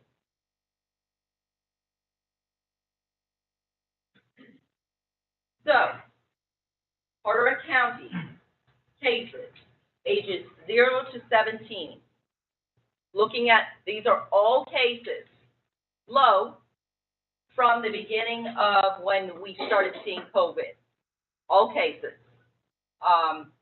So 32, 51, 138 in our 5 to 9-year-olds, 212 in our 10 to 14-year-olds, 197 in our 15 to 17-year-olds, for a total of 630.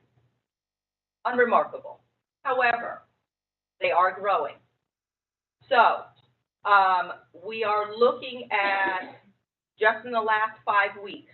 So 1, 2, 3, 4, 5. We can see in the last 5 weeks when the Delta hit, we have increased. So if we look at our age groups across the board, they have all increased. So I looked at percentage increase from previous weeks. So we went from August 1st to August 8th. So our age group 0 to 1, 0 increase. Age 2 to 4, 50% increase. Age 5 to 9, 700% increase. Age 10 to 14, 0. Age 15 to 17, 300. So it's coming. It's here. Prevention methods.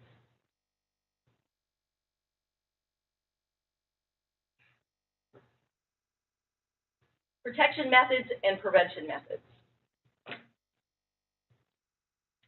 Our goal is the same as Board of Education. Public health goal is the same as Board of Education, to keep our kids healthy and keep them in school. There's substantial benefit of in-person learning, and I am a strong proponent of that. My son has, just to be personal, has severe ADHD with impulse. When we had to go Zoom or we had to go virtual, he couldn't do it. He could not learn. He struggled immensely. When we finally went back into in-person, he fell back. His grades dropped. He struggled. He had to go to summer school all 6 weeks this year. So I agree with you that we need to keep our kids in school, and that's what we're here to do. But what we want to do is we want to do it safely. It's all about lowering our risk. It's a balance and assessment of risk versus benefits. So if we can layer our protection strategies to reduce the risk of spread, that is the best for our children. So this is you guys so you can make that decision, okay? So we're going to talk a little bit about protection methods. So we've already kind of discussed vaccination. Number one strategy is to vaccinate. We talked about how vaccines work with our cells. Many of our students cannot get vaccinated. As you know, there's no vaccine out for 0 to 12 age group, leaving them at greater risk for contracting the virus. Many children are symptomatic or don't know they have the virus. This is where spread can occur to others that have much higher risk, like our parents and our grandparents, who tend to have higher complications. Adults tend to have comorbidities. We have obesity. We have diabetes, high blood pressure, cholesterol issues. Those are all puts us at risk for contracting the virus. I wanted to point that out, and I have to give kudos to our Carteret County citizens. Our vaccination rates in Carteret County are awesome. We do a very good job at getting vaccinated. At least one full dose, 35,495, or 51%. Fully vaccinated, 32,898, or 47%. Looking at the county map, this is on the DHHS dashboard. I went through each and every county. There are some counties that are crazy vaccinated. We're talking about Orange, Wake, Durham. They're upwards of the 60s and 70%. But looking at everyone and writing all counties down, we are in the top 25 counties vaccinated. So that's an excellent thing. I have to give our citizens a big pat on the back because that helps prevent spread. So it's a good thing. So another protection method that we could use is mask or face covering. The virus is spread in respiratory droplets from nose and mouth. By covering the nose and mouth, you are decreasing the amount of respiratory droplets coming out of that person, which is also known as source control. Because we do not know that people, because we do know that people can spread even without symptoms. Wearing a mask, even when you do not have symptoms, is important. While the different studies on masks have some limitations, when you look at the average of our experience this year, masks do decrease the spread of virus in a population. So I'm a very visual person. I'm sure you all have seen this many, many times. It helps me So in the upper left-hand corner here, we have somebody that is a COVID carrier and a healthy person. Without mask is a high risk of spread. Bottom left, COVID carrier, healthy person is masked. That does reduce the risk of spread. It's still moderately high, but it does help. So then COVID carrier with a mask on and a healthy person without a mask on helps to reduce it even more to low. So then the COVID carrier with a mask on, healthy person with a mask on, risk of spread, very low. Not 100%. We know that. Not 100%, but lower.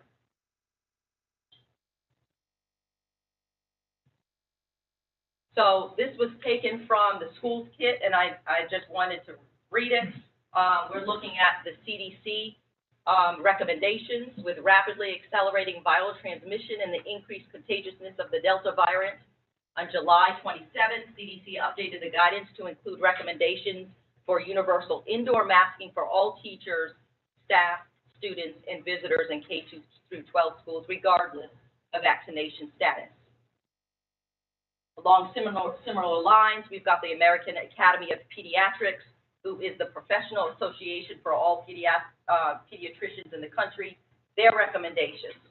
All students older than 2 years old and all school staff should wear face masks at school unless medical or developmental conditions prohibit use.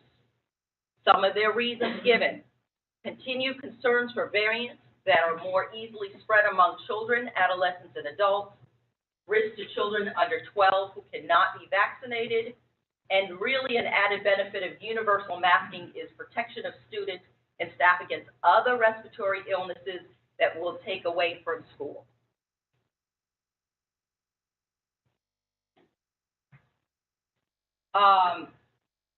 And Blair was up here talking about this, but in the current school kit, masking and other prevention interventions can avoid the need for students to quarantine. So this is listed completely right out. The CDC added an exception to the need to quarantine in the close contact definition to exclude students who were within 3 to 6 feet of an infected student for more than 15 minutes if both of the following conditions were met. Number one, both students were engaged in consistent and correct use of well-fitting face masks, and other K through 12 prevention strategies are present. This exception to quarantine does not apply to adults or students who are not masked. So I know I'm at the end, and I know I wanted to point out our rates. I wanted to go back, because do we remember the Delta variant, when we started to see that red, the rise of the Delta variant starting in June through now? We saw that. And we're starting to see these numbers pick up, although still a little unremarkable, not exciting. My point is the Delta variant became prevalent in June. June is when our kids came out of school. So we were not in school. We were not in school June, July. Now we're starting to rise in rates, and now we're looking at putting our kids back in school. So I think what we're worried about public health-wise, and maybe Blair's worried about for his staff, is once we get our kids back in the classroom where they belong, that there's going to be a possible increase in cases, which creates a lot of work, a lot of worry for school health nurses, for staff administration, for public health nurses. Now, that is our job. So I'm not saying I don't want to work, okay? I'm just saying that is something that needs to be considered by the board. And so I am at the end of my presentation. Oliver, I think there's a question. Is there a test to distinguish Delta variant from other variants? So, very good question. It's not available to local counties. What happens is, I think it's cost. The COVID tests were a disaster. How can you I think start it's testing for the? So she's answering the question. We So can't get what to the happens is, when we send our tests to the state will randomly select samples. And then based off that random selection, will determine, the state and the CDC. So the CDC also gets, samples. So based off of that random selection, they determine an estimated rate of what strand is circulated. Any board members have, questions for Ms. Oliver? Yeah. I do. Can I jump in? About the spike. So I understand that with Delta, there is a spike in cases, but it drops quickly. Can you speak to that, what we're seeing with the spike? That's what we're seeing right now with the. So how long, the severity, we don't know. Do we have data from other states, other counties? So, Ms. Oliver? Ms. Oliver? No, you're fine. Do we have, information from other states, other counties, as far as the spike, how long it's lasting, the severity? I can look. I can try to pull that data. I mean, most of the state, and you guys have heard of different states going through the same thing. We're all kind of, it's almost happening similarly across the nation. may I try to help you with that, Bubba? Mr. McLean? I've spent a lot of time immersed in this, and, I'm not a doctor nor a medical expert, but I feel like I've got some common sense. I believe in Great Britain and in Israel, they had the Delta variant. And so what happened in both those countries, it rose quickly, and then it dropped quickly. And I can read this on CNN or Fox and just take it for face value. But I went a step further. I talked to doctors. I talked to hospital administrators. So is it correct that if this follows suit of what has happened in other communities, this should be a relatively quick turnaround? Meaning, we may hit the apex of this spike in a week or 2 weeks, and then we'll start going down. Is that correct? Making that assumption. Sorry, I can just say we're hopeful. And I'm a cautious optimist. I've got another question for you. Do you find that with a virus as contagious as this, do you find there's a correlation between severity? Because I know you said, and Dr. Tilson said, viruses are smart. And, it seems to me that if a virus is that smart, they're going to find hosts and not make them as sick so they can stick around longer. So with that said, would a more contagious virus be less severe? And if so... Very good question. I am not a doctor, so I can't really answer that. But viruses have the ability to be extremely contagious, but not severe. Does that make sense? It does. So what we're seeing is I'm thinking we're kind of in the middle of the road here. So we are seeing significant contagiousness. We are seeing an increase in hospitalizations. We are seeing an increase in deaths in our adult population. So, significantly severe? No. Moderately severe? Yeah. I mean, the hospital had, our current hospital has, I think, 23 COVID admissions, which has increased quickly over the last 2 weeks. Right. And so I think the thing my biggest concern is that the solution to this problem may almost be worse than the problem itself. And that's what I've been trying to figure out. I actually took the opportunity to look at my son's mask yesterday, and I probably shouldn't have done that because it was sort of nasty. But, that's where I am. I'm concerned that the solution at this point may be worse than the problem. Again, we're sort of bound by these quarantine parameters that y'all are in charge of, and that's the hurdle we've got. So, yeah. Can I speak to Bubba's question? Absolutely. So, 2 states that have been very public since their governors mandated mask option are Florida and Texas. They've already started school there. In the Tampa, Florida school system, as of 36 hours ago, they had 5,599 students in isolation or quarantine. They had 316 teachers and administrators isolated or quarantined. In Texas, 4 school districts have already shut down. And again, As of 9 o'clock last night. the quarantine issue. And, But, look, they shut down because somebody got COVID, right? and Mr. Oliver, and speaking of quarantines, I was very happy to hear when you had mentioned providing us the info and then leaving it to the board to make decisions that are best for our community. And so, as a, for example, you know, the protection methods prevention that you mentioned, that slide, you said the exception to the need to quarantine and the close contact to exclude students who are within 3 to 6 feet. Okay, do we have the ability to be able to, when we're looking at trying to define close contacts?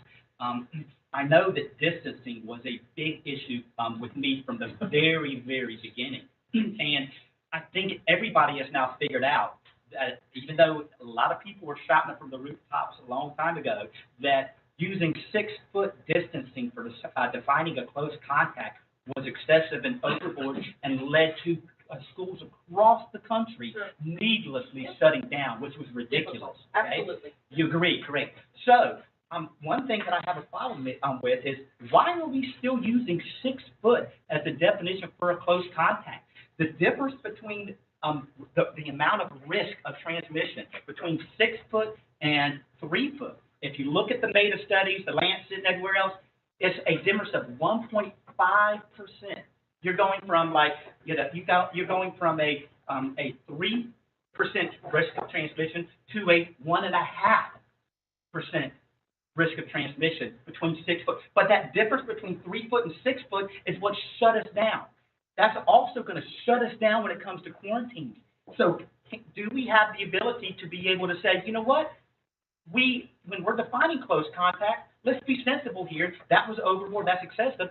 Let's use 3 foot as our, and I guess you're shaking your head, but why not? That's what's written as in the control measures, Mr. Day. So, and I'm going to explain it as best as I know how to explain it. So when you watch somebody sneeze, we all know that the virus is carried in the droplets. So when somebody coughs or sneezes, they projectile spit. So when you see that spit projectile in slow motion, that can travel up to 6 feet. So I believe, Mr. Day, those precautions were put into place to cover the 3 to 6 mark. Most of the time, when you sneeze, it can reach people up to 3 feet. Sometimes it can reach up to 6. So I believe that's where that 3 to 6 feet came from originally. Does that make sense? Yeah, and when we're weighing pros and cons here and looking at risk-benefit analysis, okay? We're looking at having our kids quarantine like crazy, maybe unnecessarily, compared to the small extra little risk that they might catch it if we use the 3 foot. Sure. And when the risk is so tiny, minuscule, almost zero for these kids, then trying to go to 6 foot to be a little bit more cautious, the thing doesn't really make statistical sense. And I think there's some flexibility though, and in that 3 to 6 feet written, right? However, if we look at layering mitigation strategies, like we discussed, in this toolkit, and what the CDC provides, and what our American Academy of Pediatrics provides, we're keeping our kids safe. So that's talking about, we all know that the classrooms don't have 6 feet. I mean, how are you going to do that? Right. You're not going to do it. What you're going to do is the best that you can. So if that's 3 feet, and we are looking at masks, we're looking at hand hygiene, we're looking at hand wash stations, whatever, cleaning after each day. Those are all layered mitigation strategies. And those are all there to keep our kids safe. So do we have the ability to use 3 foot as our close contact? Mr. Day, I can't say one way or the other. I can say, do your best to social distance as far as possible. I think that's a yes. Thank you. Thank you very much. All right, do we have any other questions for Ms. Oliver? I have a question about the quarantine. So last year, everybody had on a mask, and wasn't it 6 feet last year so I mean, what are we saying what's changed about it? I mean, last year, everybody wore a mask, and if they were a close contact, they were quarantined. We have exceptions. Has anything changed? We have exceptions to the quarantine rules that have been put in place all along. The exceptions for the vaccinated, the exceptions for the people who've had COVID already, the exceptions for if both children are masked, not just one, but both have to be masked, and then the exception for the antibodies. Those are the additional exceptions that are granted to us that should make quarantines less, but it could still be an issue. Now, if we're doing what Ms. Oliver's talking about, and we do the best we can, and we're not overly aggressive and crazy about our close contact labeling, that will help tremendously.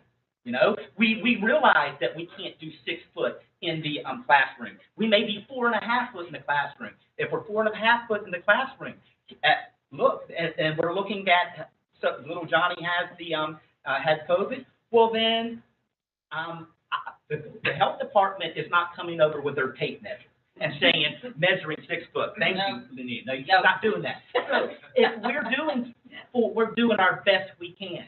And we obviously don't want to spread COVID. We're going to try not to. If it did get spread, the kids are at almost zero risk. That's been established. But still, for the sake of everybody else, we'll try to minimize it. But if they're not coming and measuring with their tape measure saying you have to be 6 foot, you know, and our kids are in the classroom, so be it. We can actually, this crazy, ridiculous, aggressive, we will reduce our quarantining substantially. Would you agree?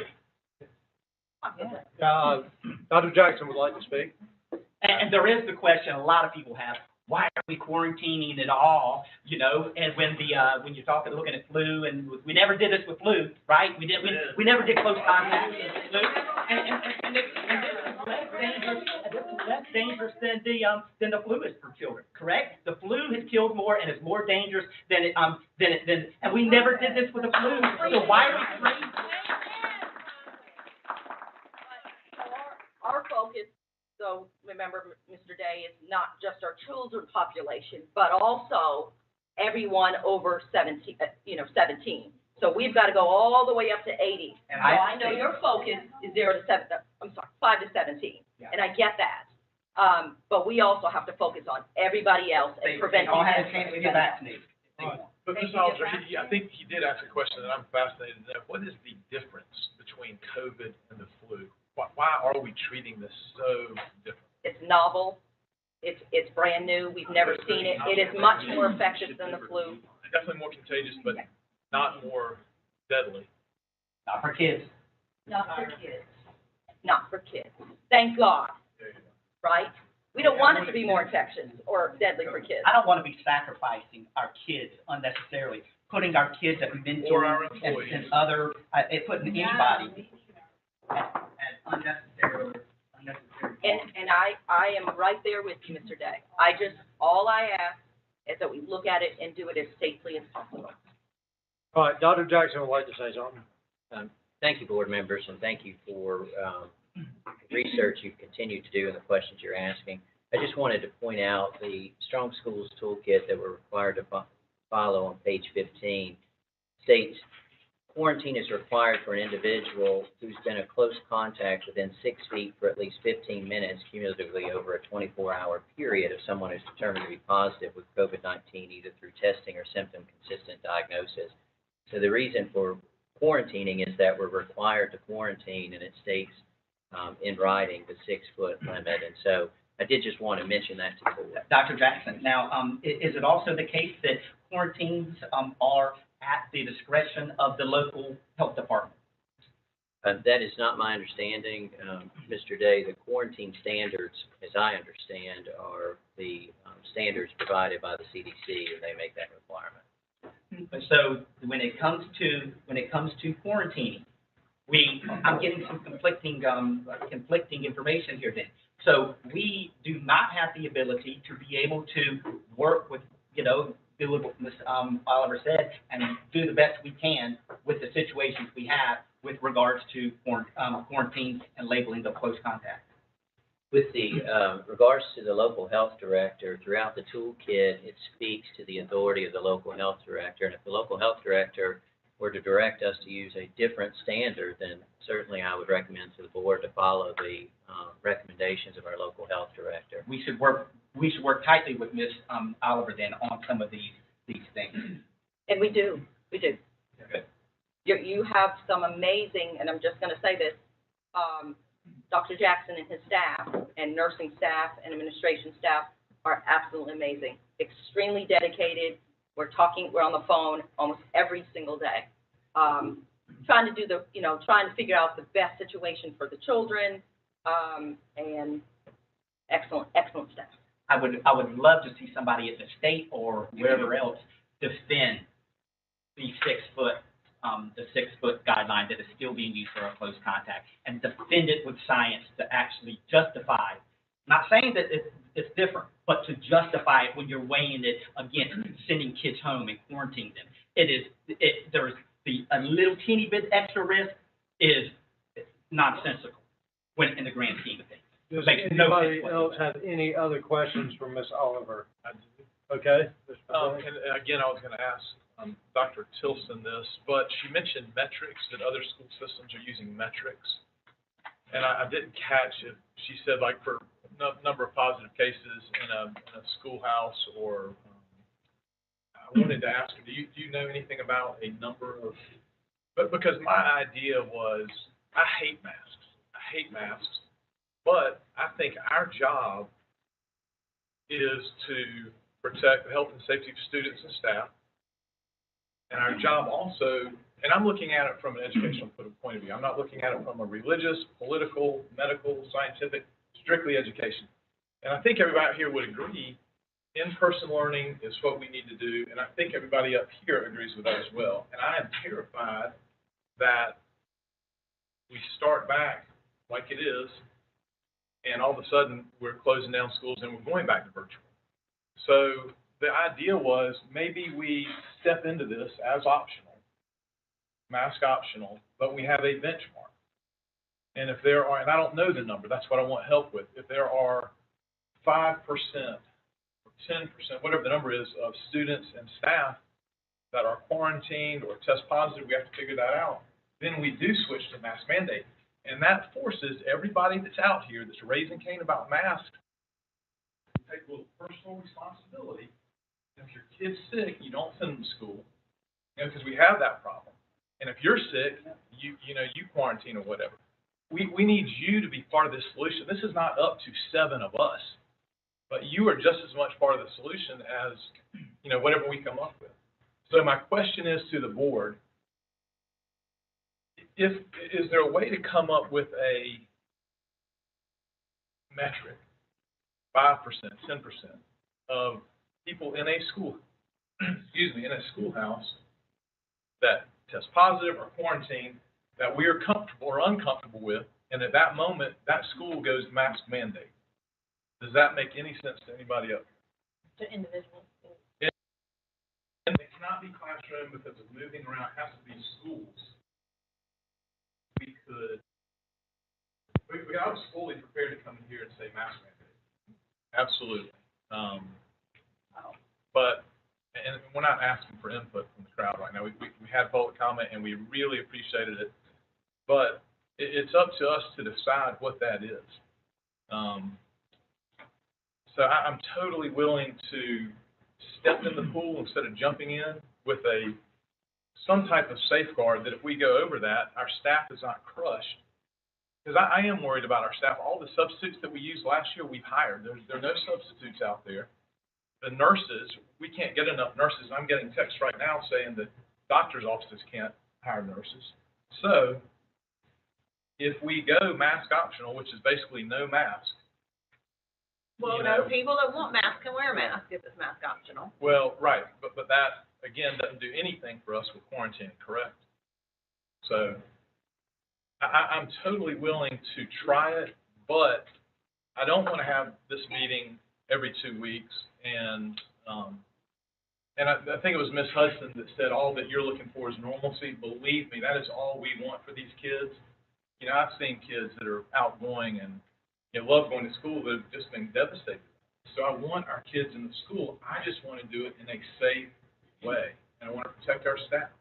So I'd like to hear anybody's input on if we're comfortable starting off optional with very hard numbers, a 5% number, whatever that could be. What do we have? I don't know, Dr. Jackson, do you know where we were when we went virtual last year? Percentage-wise, I mean, that's kind of a hard question, county-wide. I can't answer off the top of my head, but I can pull the number of where we were in terms of that week. We, on our website, we provided the numbers week by week, and it's still there. Yeah. So we can go back and look at that, for that week following Thanksgiving, which was our highest week. So it, where's Mr. Westbrook? Well, in Croatan, let's say that's 1,000 people. That's 900 students and 100 employees. So we would do something at 5%, that's 50 people. And I don't know if it's quarantine or close contact, whatever you're comfortable with, but 10% to me seems kind of high. Anyway, I just want to know if the board's willing to come up with some safeguards. Let's sort of talk through this, Bubba. If we, let's use 5% of it as a number. If it kicked in at 5%, would it also kick out at 5%? So once, Absolutely. so that way we're not having to every time sit down and talk to, you know. It's It's black and just white. black and white. If it's 4.9, no mask. If it's 5.001, it's 5.0, it's mask.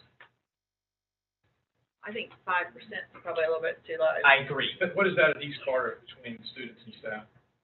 What's that There's number? 650 550 and then another plus the staff. so that's So you're, 600. yeah, so you're talking over probably 650.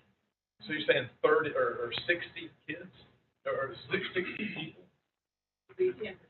Right. And you're comfortable with Well, going then that you all far are down the talking road? about pulling classrooms out, but my point is, if I'm sitting here, why is somebody across the room going to be quarantined because I've been tested positive? I mean, I don't feel like whole classrooms should be wiped out because one person, And Well, that's if they're, not up to us. if they're No, sitting in that's their what I'm seat, saying. how am I that's not up to seizing on us. somebody 20 feet away or 30 feet away? Yeah, listen, and that's all That's we're where saying. Yeah, That's where we work very, very intricately with the school nurses, and and I don't want to speak over Blair, but this is where the internal work of the school system is so important, because whenever there's a case, they have to do their investigation, they work with us, we have to ask those questions. Well, how many kids? So just because one kid is positive in an entire classroom does not mean that the entire classroom gets shut down. We have to now investigate who that child, if it's unmasked, if it was masked, it's different, but if it's unmasked, then who that child was around for a long period of time, who they sat with, et cetera, et cetera. So it does take time. It takes staff time. That's the only, Right. you know, If we do this, and we have a board meeting in less than 2 weeks, or it's 2 weeks, right? Just over Couple 2 days, weeks. yeah. We would have real data based on, you know, actual numbers. But perhaps if we want to evaluate this first 2 weeks, we're going to have our board meeting. We can look at it at that point. But as far as an arbitrary, automatic, you know, number, we could look at this every month, Um, every week. No, I'm saying we can evaluate at our next board meeting, And come but, up with a number. and come up with a number then, but with the goal of saying, we're considering your 10% or something like that, but saying, we're gonna try to keep this low. We don't want to, people to be quarantined. We're gonna try not to be stupid, overly ridiculous about our quarantine. If somebody's 5 foot apart or something like that in the classroom, that, you know, that sort of, a little bit of common sense, a little bit of, you know, common sense. I think we could evaluate at our next board meeting. I just question, did I lie to you when I told you what's happening in Florida and Texas? Yeah. I mean, really, I want to answer, did I lie to? Yeah. Where's your source? CNN? NBC. Again. So what I'm saying is, that's, and I agree with everything. I'm just saying, we only have, from what I pulled the last 2 nights, 2 sources of school systems in operation right now, open. And we know where, how they have played out the mask issue because the governors have mandated. Right. DeSantis and Abbott, and of course Abbott's got COVID now. Look, the biggest problem, and I don't know how we got here, but it seems like the loudest person in the room gets all the attention.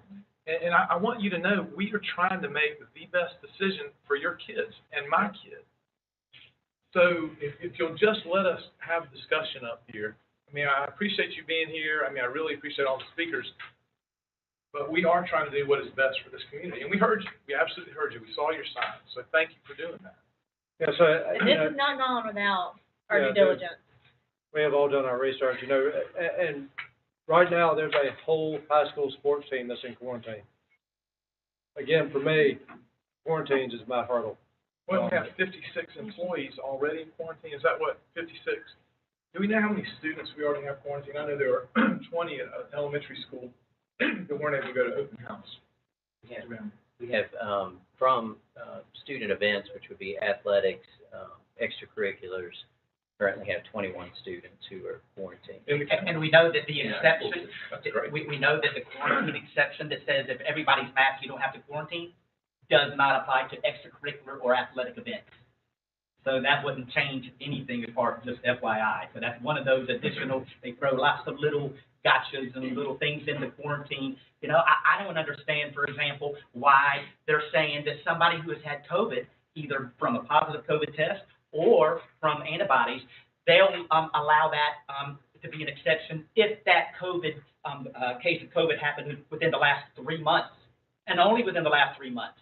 And I'm like, where's the science backing it up for that? Well, we don't have the data yet. Yet you're going to put a 3-month limit on actual natural immunity, but yet the actual vaccine is a get out of quarantine free card, and the actual vaccine, we've already seen breakthroughs and people having to get boosters, whatever. So you're giving the 3 month. Some of this stuff really just doesn't make sense, and I'd like to see it backed up by actual science. A lot of it is willy-nilly. And you're exactly right. We would like to see it backed up by science, but the problem at hand presently is, do we send our kids back to school with mask or without, and we've got quarantines to deal with? I would be willing to at our next meeting, do the evaluation. Let it be known, we're looking at benchmarks, we're looking at quarantines, and the 10%, something like that. I'm not ready to put an automatic, pull some number out of my ear and actually do it. But I think it is worth looking at, and that is important to look at. And you're right, we do want to minimize and make sure we don't quarantine too many people, so we're sending them home. But we could look at what happens, and we could end up reevaluating. But me saying everybody mask, I'm not ready to do. My concern is that we get to our meeting in 2 weeks, and that this whole quarantine thing has already spiraled out of control, and then we have something that we can't stop because we have gotten too far down the road. It's almost like, you know what? Okay, so what? A bunch of people. But I care because I COVID. want kids in the classroom. Well, right. That's where it comes to operationally, not going stupid on the close contact lady. I think Ms. Oliver was saying she would work with us if Yes, we work with her. that would be great, and that would be very helpful. And I think part of working with her is following this, whether it's got science backing it up or not. And I'm like, Bubba, this isn't politics for me, and it's not even science for me. For me, it's what we're told we have to do in the toolkit, and I do not want us to have students who really should be sitting in the classroom, sitting at home behind a computer. And I stand behind that. And I'm sure I'm not popular with this crowd up here, but that's okay because I stand behind that. And I don't disagree. Because none of us disagree. so hard in the spring. We fought so hard to get these children back in the classroom. We And if did. for 2 weeks we have to try it out, I'm okay with that. 2 weeks, try it out, us looking at it. Yeah, and then, and 2 weeks, we mask up and we see what happens, and Well, hopefully this is I down. think that's the opposite and of what then- Bubba just mentioned. Bubba That's was fine, saying, maybe we'll Bubba look and I at don't it agree, without, I don't know. without that. Oh, you go max 2 weeks and then. And I don't mean to be so hot about it, but I watched kids last year struggle so terribly hard. And to me, no, it's not fair. And I'll tell you, on page 14, it says, and Blair's probably gonna like lose his mind when I say something like this, or page 15, cloth face covering should not be placed on anyone who has trouble breathing, anyone who cannot tolerate a face covering. So if for some reason your child does have some kind of, I don't want someone who can't breathe, like the young woman who got up and I don't expect that. But I do think that it is so important to me, for me to sit up here, it is about the children. And for the children to be in the classroom is what it's about for me.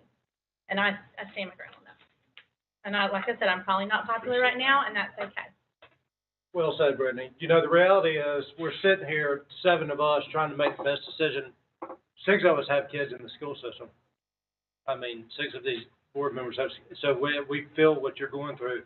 And Brittany's exactly right. Last year, I fought with Catherine, Brittany, and Travis, and Bubba, and Dennis, and Katie to get our virtual school was an abysmal failure. I don't know why it was implemented, but it was an abysmal failure. Not because of our efforts. Not because of our efforts, because of the nature of it. Because of the nature of it. My concern is my daughter will fail if she's not in school. If we have to follow quarantines, which we have no control over, my daughter will fail. And I am willing to put a mask on her for a week or two to get through this spike, so then we can get into the rest of the year where she doesn't fail. And you know, we talk about the politics of this. This is not political. This is my daughter and my son and y'all's daughters and sons staying in school. I don't know what decision we're going to make today, but whatever decision we make, I hope that we can understand that we need to work together as a county and care about each other and not be hateful and golly. I just do not want my daughter to miss school. I don't want her. My daughter had a hard time last year. She had a hard time emotionally, psychologically. So I don't want to revisit that. I'd have to let everybody speak, but I appreciate you. Afterwards, I'll talk to you. So, all right, to Brittany's point, if we did 2 weeks mask, how difficult would it be to look at those numbers and determine what would have quarantined had everybody not had their masks on? And there's a lot of woulda, coulda, there's a bunch of question marks That's all here. we're working with. Yeah, That's right, I know. So we don't know for sure that we're going to be quarantining and sending the entire schools and shutting them down or anything like that. There's a lot of No, I question know. marks here, so. But I also don't want to just hope. I mean, I want Right. to try to do what's right, keep kids in school. Right, and I'm not opposed to going in unmasked if in a week we've got a benchmark of X percent and we enact something immediately. If it gets to that, I'm not opposed to that. We had to be able to pivot. Immediately. Yeah, I mean, this can't be something we wait 2 weeks. If we go into school with masks and we've got 150 cases at wherever, we need to be able to pivot. I mean, and we can't do it. Going into it like within the first week, 10%, then you're. I don't know that saying- should be 10%. I think that we should. Yeah, I'm not opposed to that at all. And I didn't mean to get so, No. It's worked up, but it is emotional, and it's sad for these children, and I hate that we're here. I hate that any of us have to sit here and even be discussing this. But that pivot, whether we have masks or don't have masks, I want everybody to know that pivot could be virtual school again. And that is. Well, I will fight that. Well, none of us want virtual school, We but might not then, have employees to teach. We might have, too many quarantines. I mean, that's just it. when kids leave the What schoolhouse, what percentage of our employees are vaccinated, where they would be? I don't think. Mr. Day, we believe that number to be approximately 60%. We don't have an exact number because vaccinations are a personal decision, and so we're not requiring employees employees to be vaccinated, and we're not asking them to provide that information because we do believe it's a personal decision. If I may, and Mr. McLean asked a question a few moments ago, and so I did some quick research. The highest number of school-affected cases we had last year for a week was the week following Thanksgiving, and that number was 21. We had a total number of 236 school-affected cases last year, and of course, all that's on our website. In terms of quarantines, we try to keep student information at the school nurse level to protect the confidentiality of our children and our families. We do have the staff quarantines. Last year, we had 721 staff quarantines, and that was the biggest issue, was that we would not be able to find substitutes when teachers are required to quarantine. Well, a lot of our parents in our community made decisions about what they're going to do with their children with regards to school based on our decision that we made 2 weeks ago. And I feel like we would be betraying them and stabbing them in the back, like, by actually changing that up when changing that up unnecessarily when we're not certain that there's a for sure need. Well, no question, but I would like to point out, on the 23rd of July, there were 38 active cases in the county. We had our meeting on the 28th. Now there's 340 active cases, so it's not like, and first of all, we didn't, for all those comments out there, we're not trying to dupe anybody. I want you to do what's best for your kid. We're not having this at East Carter because we're not trying to hide from you. We're not having it in the morning because we're trying to hide. And we're trying to react to the data that we're given. The reason we're meeting is because the toolkit changed, and the toolkit did not actually change here on August 10th. The toolkit, that was a minor, just like a little moving around of a paragraph or something. But nothing changed on August 10th regarding the toolkit. But the cases in the county went up 10 times? That's a different story. So that's what's what's called. And the mass quarantining did change, correct, from last year? Not August 10th, way before. But it's changed. But, yeah, way before we made our previous decision. Right, but our cases is long. That bingo. So can't blame it on the toolkit changing. Hopefully you would react to different factors changing. Right? I see. Right. I see that there's a spike. Right. And again, I'm not saying that I'm convinced that we don't let it run its course. I mean, let people get sick. I mean, I'm not saying that. I agree. Let them have the option. Right. Well, and then we can be done with it. And that's the problem too. Your option is going to affect my kids. So it's not like we're making decisions for our kids. We're making decisions for everybody's kids out here, the people that do want masks. So, the people that don't want their kids quarantined. Right. I don't want to get sick. I hate getting sick. Well, I want to know, when kids leave the schoolhouse and they've worn their mask all day, are they going to wear them to all the sports events and all the extracurricular events? How does this all fall into sporting events and all that if you put masks back on everybody? Dr. Jackson, if we had, let's just say, hypothetically, if we did 2 weeks to our next board meeting, what would that look like, in your opinion, for masking? First of all, I'd like to understand, can we have exceptions for people who have anxiety, for people who have, skin issues or whatever? Can we have exceptions for teachers who teach phonetically? Because it does mention in the toolkit, that may be active teaching in front of the classroom. And if that teacher's 10 feet away teaching, I'm sure they can be unmasked. If somebody's going to try to do and mandate masks, first of all, the exception should not wear a face covering due to any medical or behavioral condition or disability. Okay?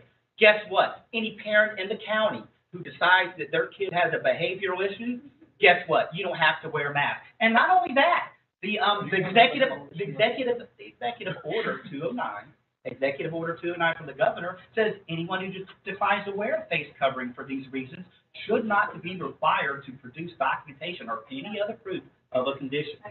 Yeah. And I hope you're not trying to torpedo what we're not. trying to do. I mean, honestly, I think all 6 of us, and Katie too, are trying to keep our kids in school, keep everybody healthy. So, And I think Ms. Oliver has given us a good opportunity. The health department does want to work with us to be able to look at our quarantining within the schools and operationally, making sure we're not with the tape measure, the 6 foot, that kind of stuff and all. But I think we have a health department that is willing to work with us to help us minimize unnecessary quarantines. So what did Travis's comment just do to every single school?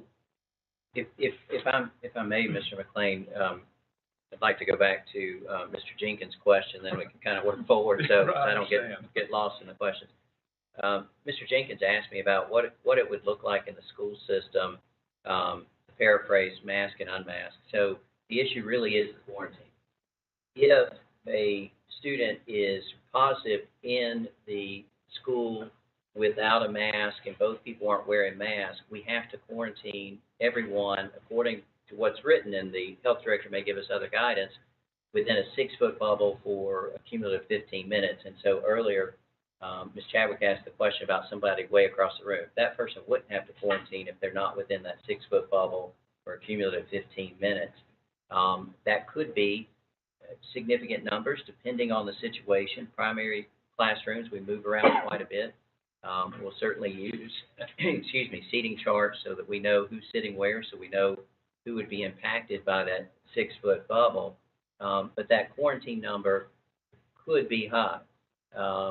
And the other side of that, and just sharing, if everyone's masked, both the person with the positive case and the person who's not, if we had one case, none of those would have to quarantine unless they were symptomatic. And so the quarantine would go almost to zero unless they were symptomatic. And so that's really the big issue, is that quarantine as it's currently written.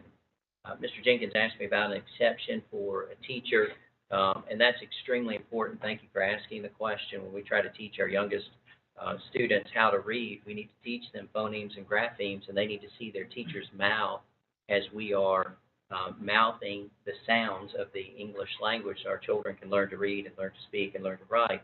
And so we do know that our teachers, social distance from the class, so they step back and take off their mask for that. And so that's certainly a possibility.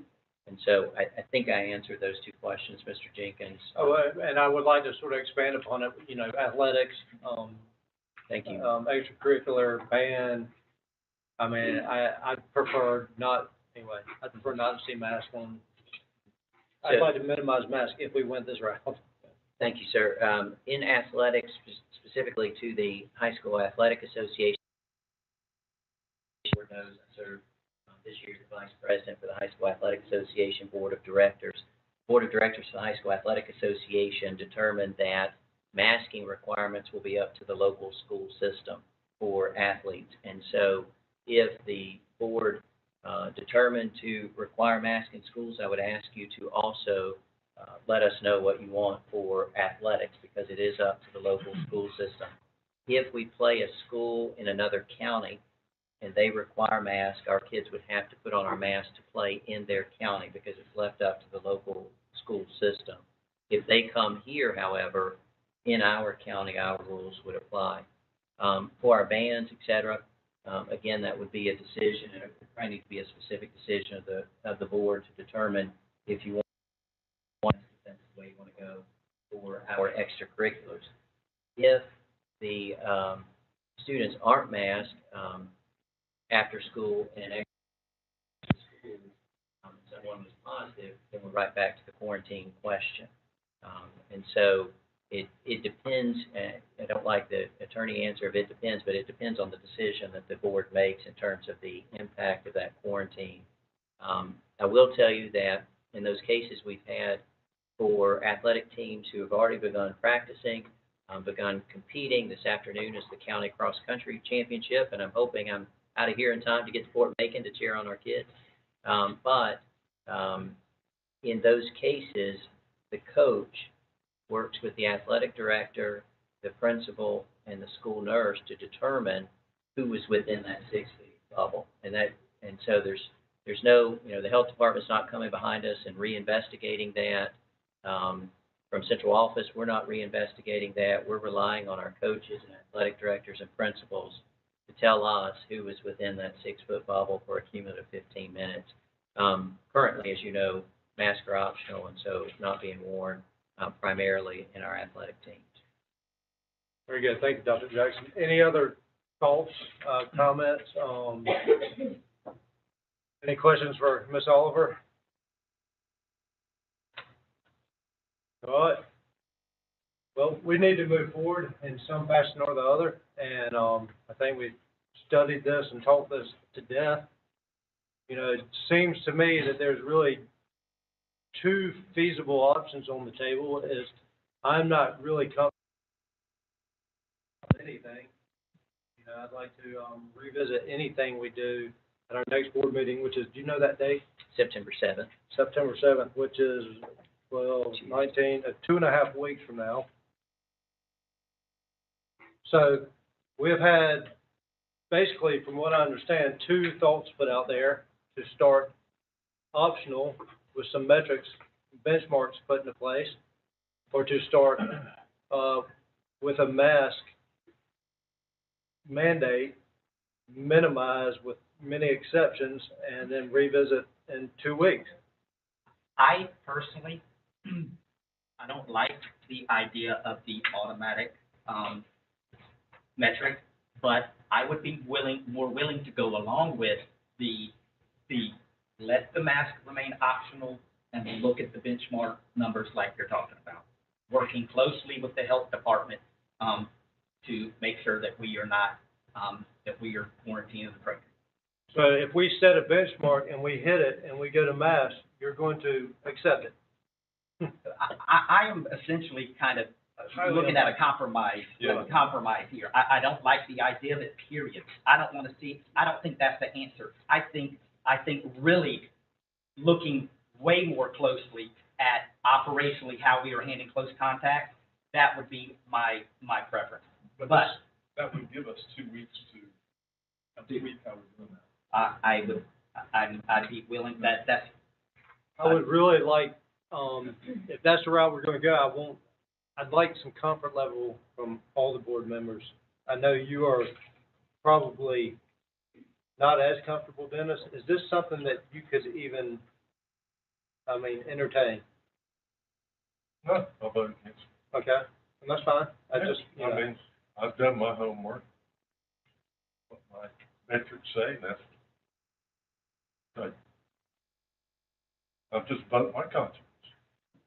Well, do we need to come up with some metrics if we're gonna do this, or do we need to?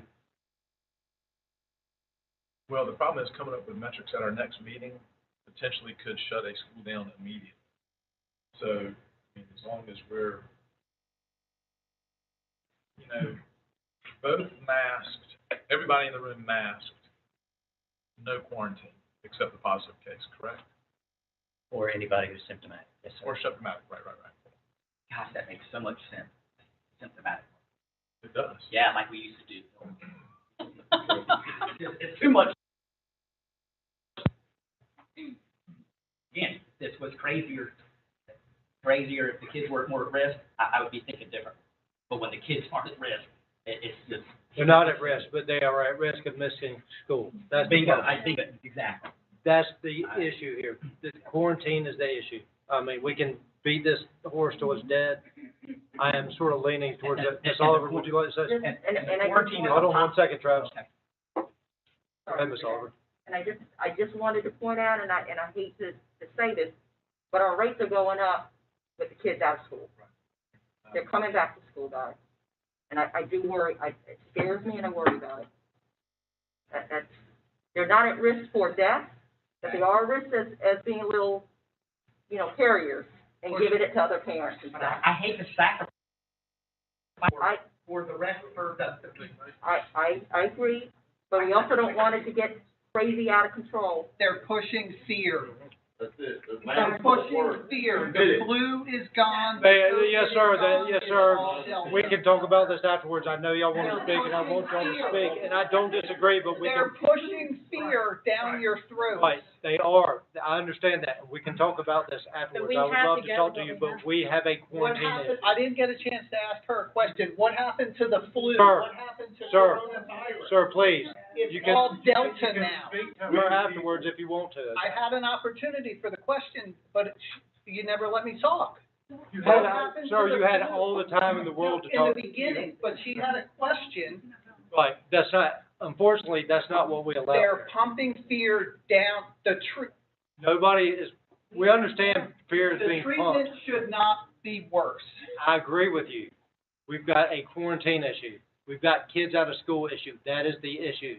How do we fix that? That's what we're trying to sit here and do. All of their numbers are skewed. They're pumping fear. I do not disagree. We're not gonna have this argument. I appreciate your input and I appreciate you being here. We've got a decision to make and we need to go ahead and make it, okay? Does anybody have a motion one way or the other? I'll make a motion to so we vote that. I move we make mask, mandatory until our next board meeting. There's a motion on the floor by Reverend Goodwin. Do I have a second? With what kind of just straight mandatory, any kind of stipulations with metrics or revisiting or? Oh, well, if nothing, if kids start back to school and nothing happens, I hope we'll meet and get rid of it, because I hate masks.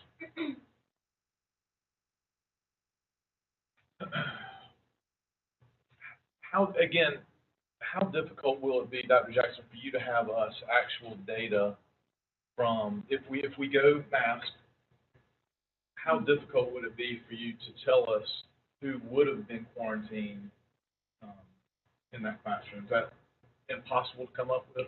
No, I don't think it's impossible, Mr. McLean. It would be a matter of the nurses and the principals going through the contact tracing we would do if we weren't masked and simply keep tracking that number, and then we would be able to report that. So it's not impossible. But I'm gonna go back and say again, how do we pick and choose who we mask? We're only gonna mask our students that are here during the day, and everybody else gets passed for sports and extracurricular.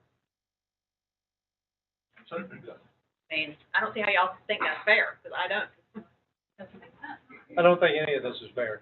I mean, none of this is fair and half of it doesn't make sense. The reality is, we're gonna have a quarantine issue. How do we overcome that? Work from this out. Right. Testing. Yeah, the testing is flawed. The testing is flawed. I don't disagree with you. PCR test don't differentiate between the flu and the. So why are we using it? We're not. We're being told what to do by the state and by the county. Then why are we listening to her? They can shut our school down. They can shut our school Then down. take a stand, how do you Okay, so we have a motion on the floor from Reverend Goodwin. Do I have a second? Which was just what, 2-week mask revisit at, First September meeting. I'm just trying to get something out there because I'm hungry. So somebody else make a motion. I'll make a counter motion. Or do we have to wait and see if we have a, Second. So, do we have a second? I'll second that. Ms. Wheatley has a second. So the motion is on the floor to, start the school year with masks and revisit it at 2 weeks or at September 7th. Is that correct? All right. All in favor, raise your right hand. It is passed unanimously 4-3, excuse me. 4-2. I appreciate the vote. I appreciate y'all being here. I know y'all are disappointed. I am disappointed, but I promise you, we will have our kids unmasked as soon as we get through this. So what are we gonna do with sports and extracurricular? My kid plays soccer and he is not wearing a mask. He will I not don't be expect your wearing a kid to mask play at school. soccer, wear a mask playing soccer. So. Go get. I would like to, have a motion to adjourn this meeting. So moved. Second, I'd like to If they are, by then, they're gonna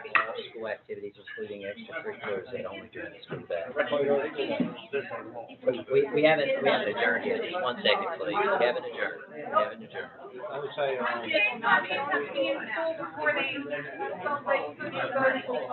How about the fact that wearing a mask, is being used to? say what, that we're gonna make this as minimal as possible, or just he needs to on his motion? Well, or just to clarify, you may need to bang your gavel. All right, real quick, I wanted to clarify that going into this, mask, 2-week period, we are gonna make efforts to minimize masks with sports, extracurriculars, athletics and things like that. Is that the will of the board? No, not the will of this guy. So, Football players don't have to wear a mask out you have to support it, Trent. They gotta wear a mask outside? That's right, no outdoor activities mask, correct? No outdoor activity. Outdoor activity mask. Yeah, that's what. That's what I'm saying. Yeah. All right, now a motion to adjourn. Do I have a, motion to adjourn? Yes. Reverend Goodwin, do I have a second? All in favor?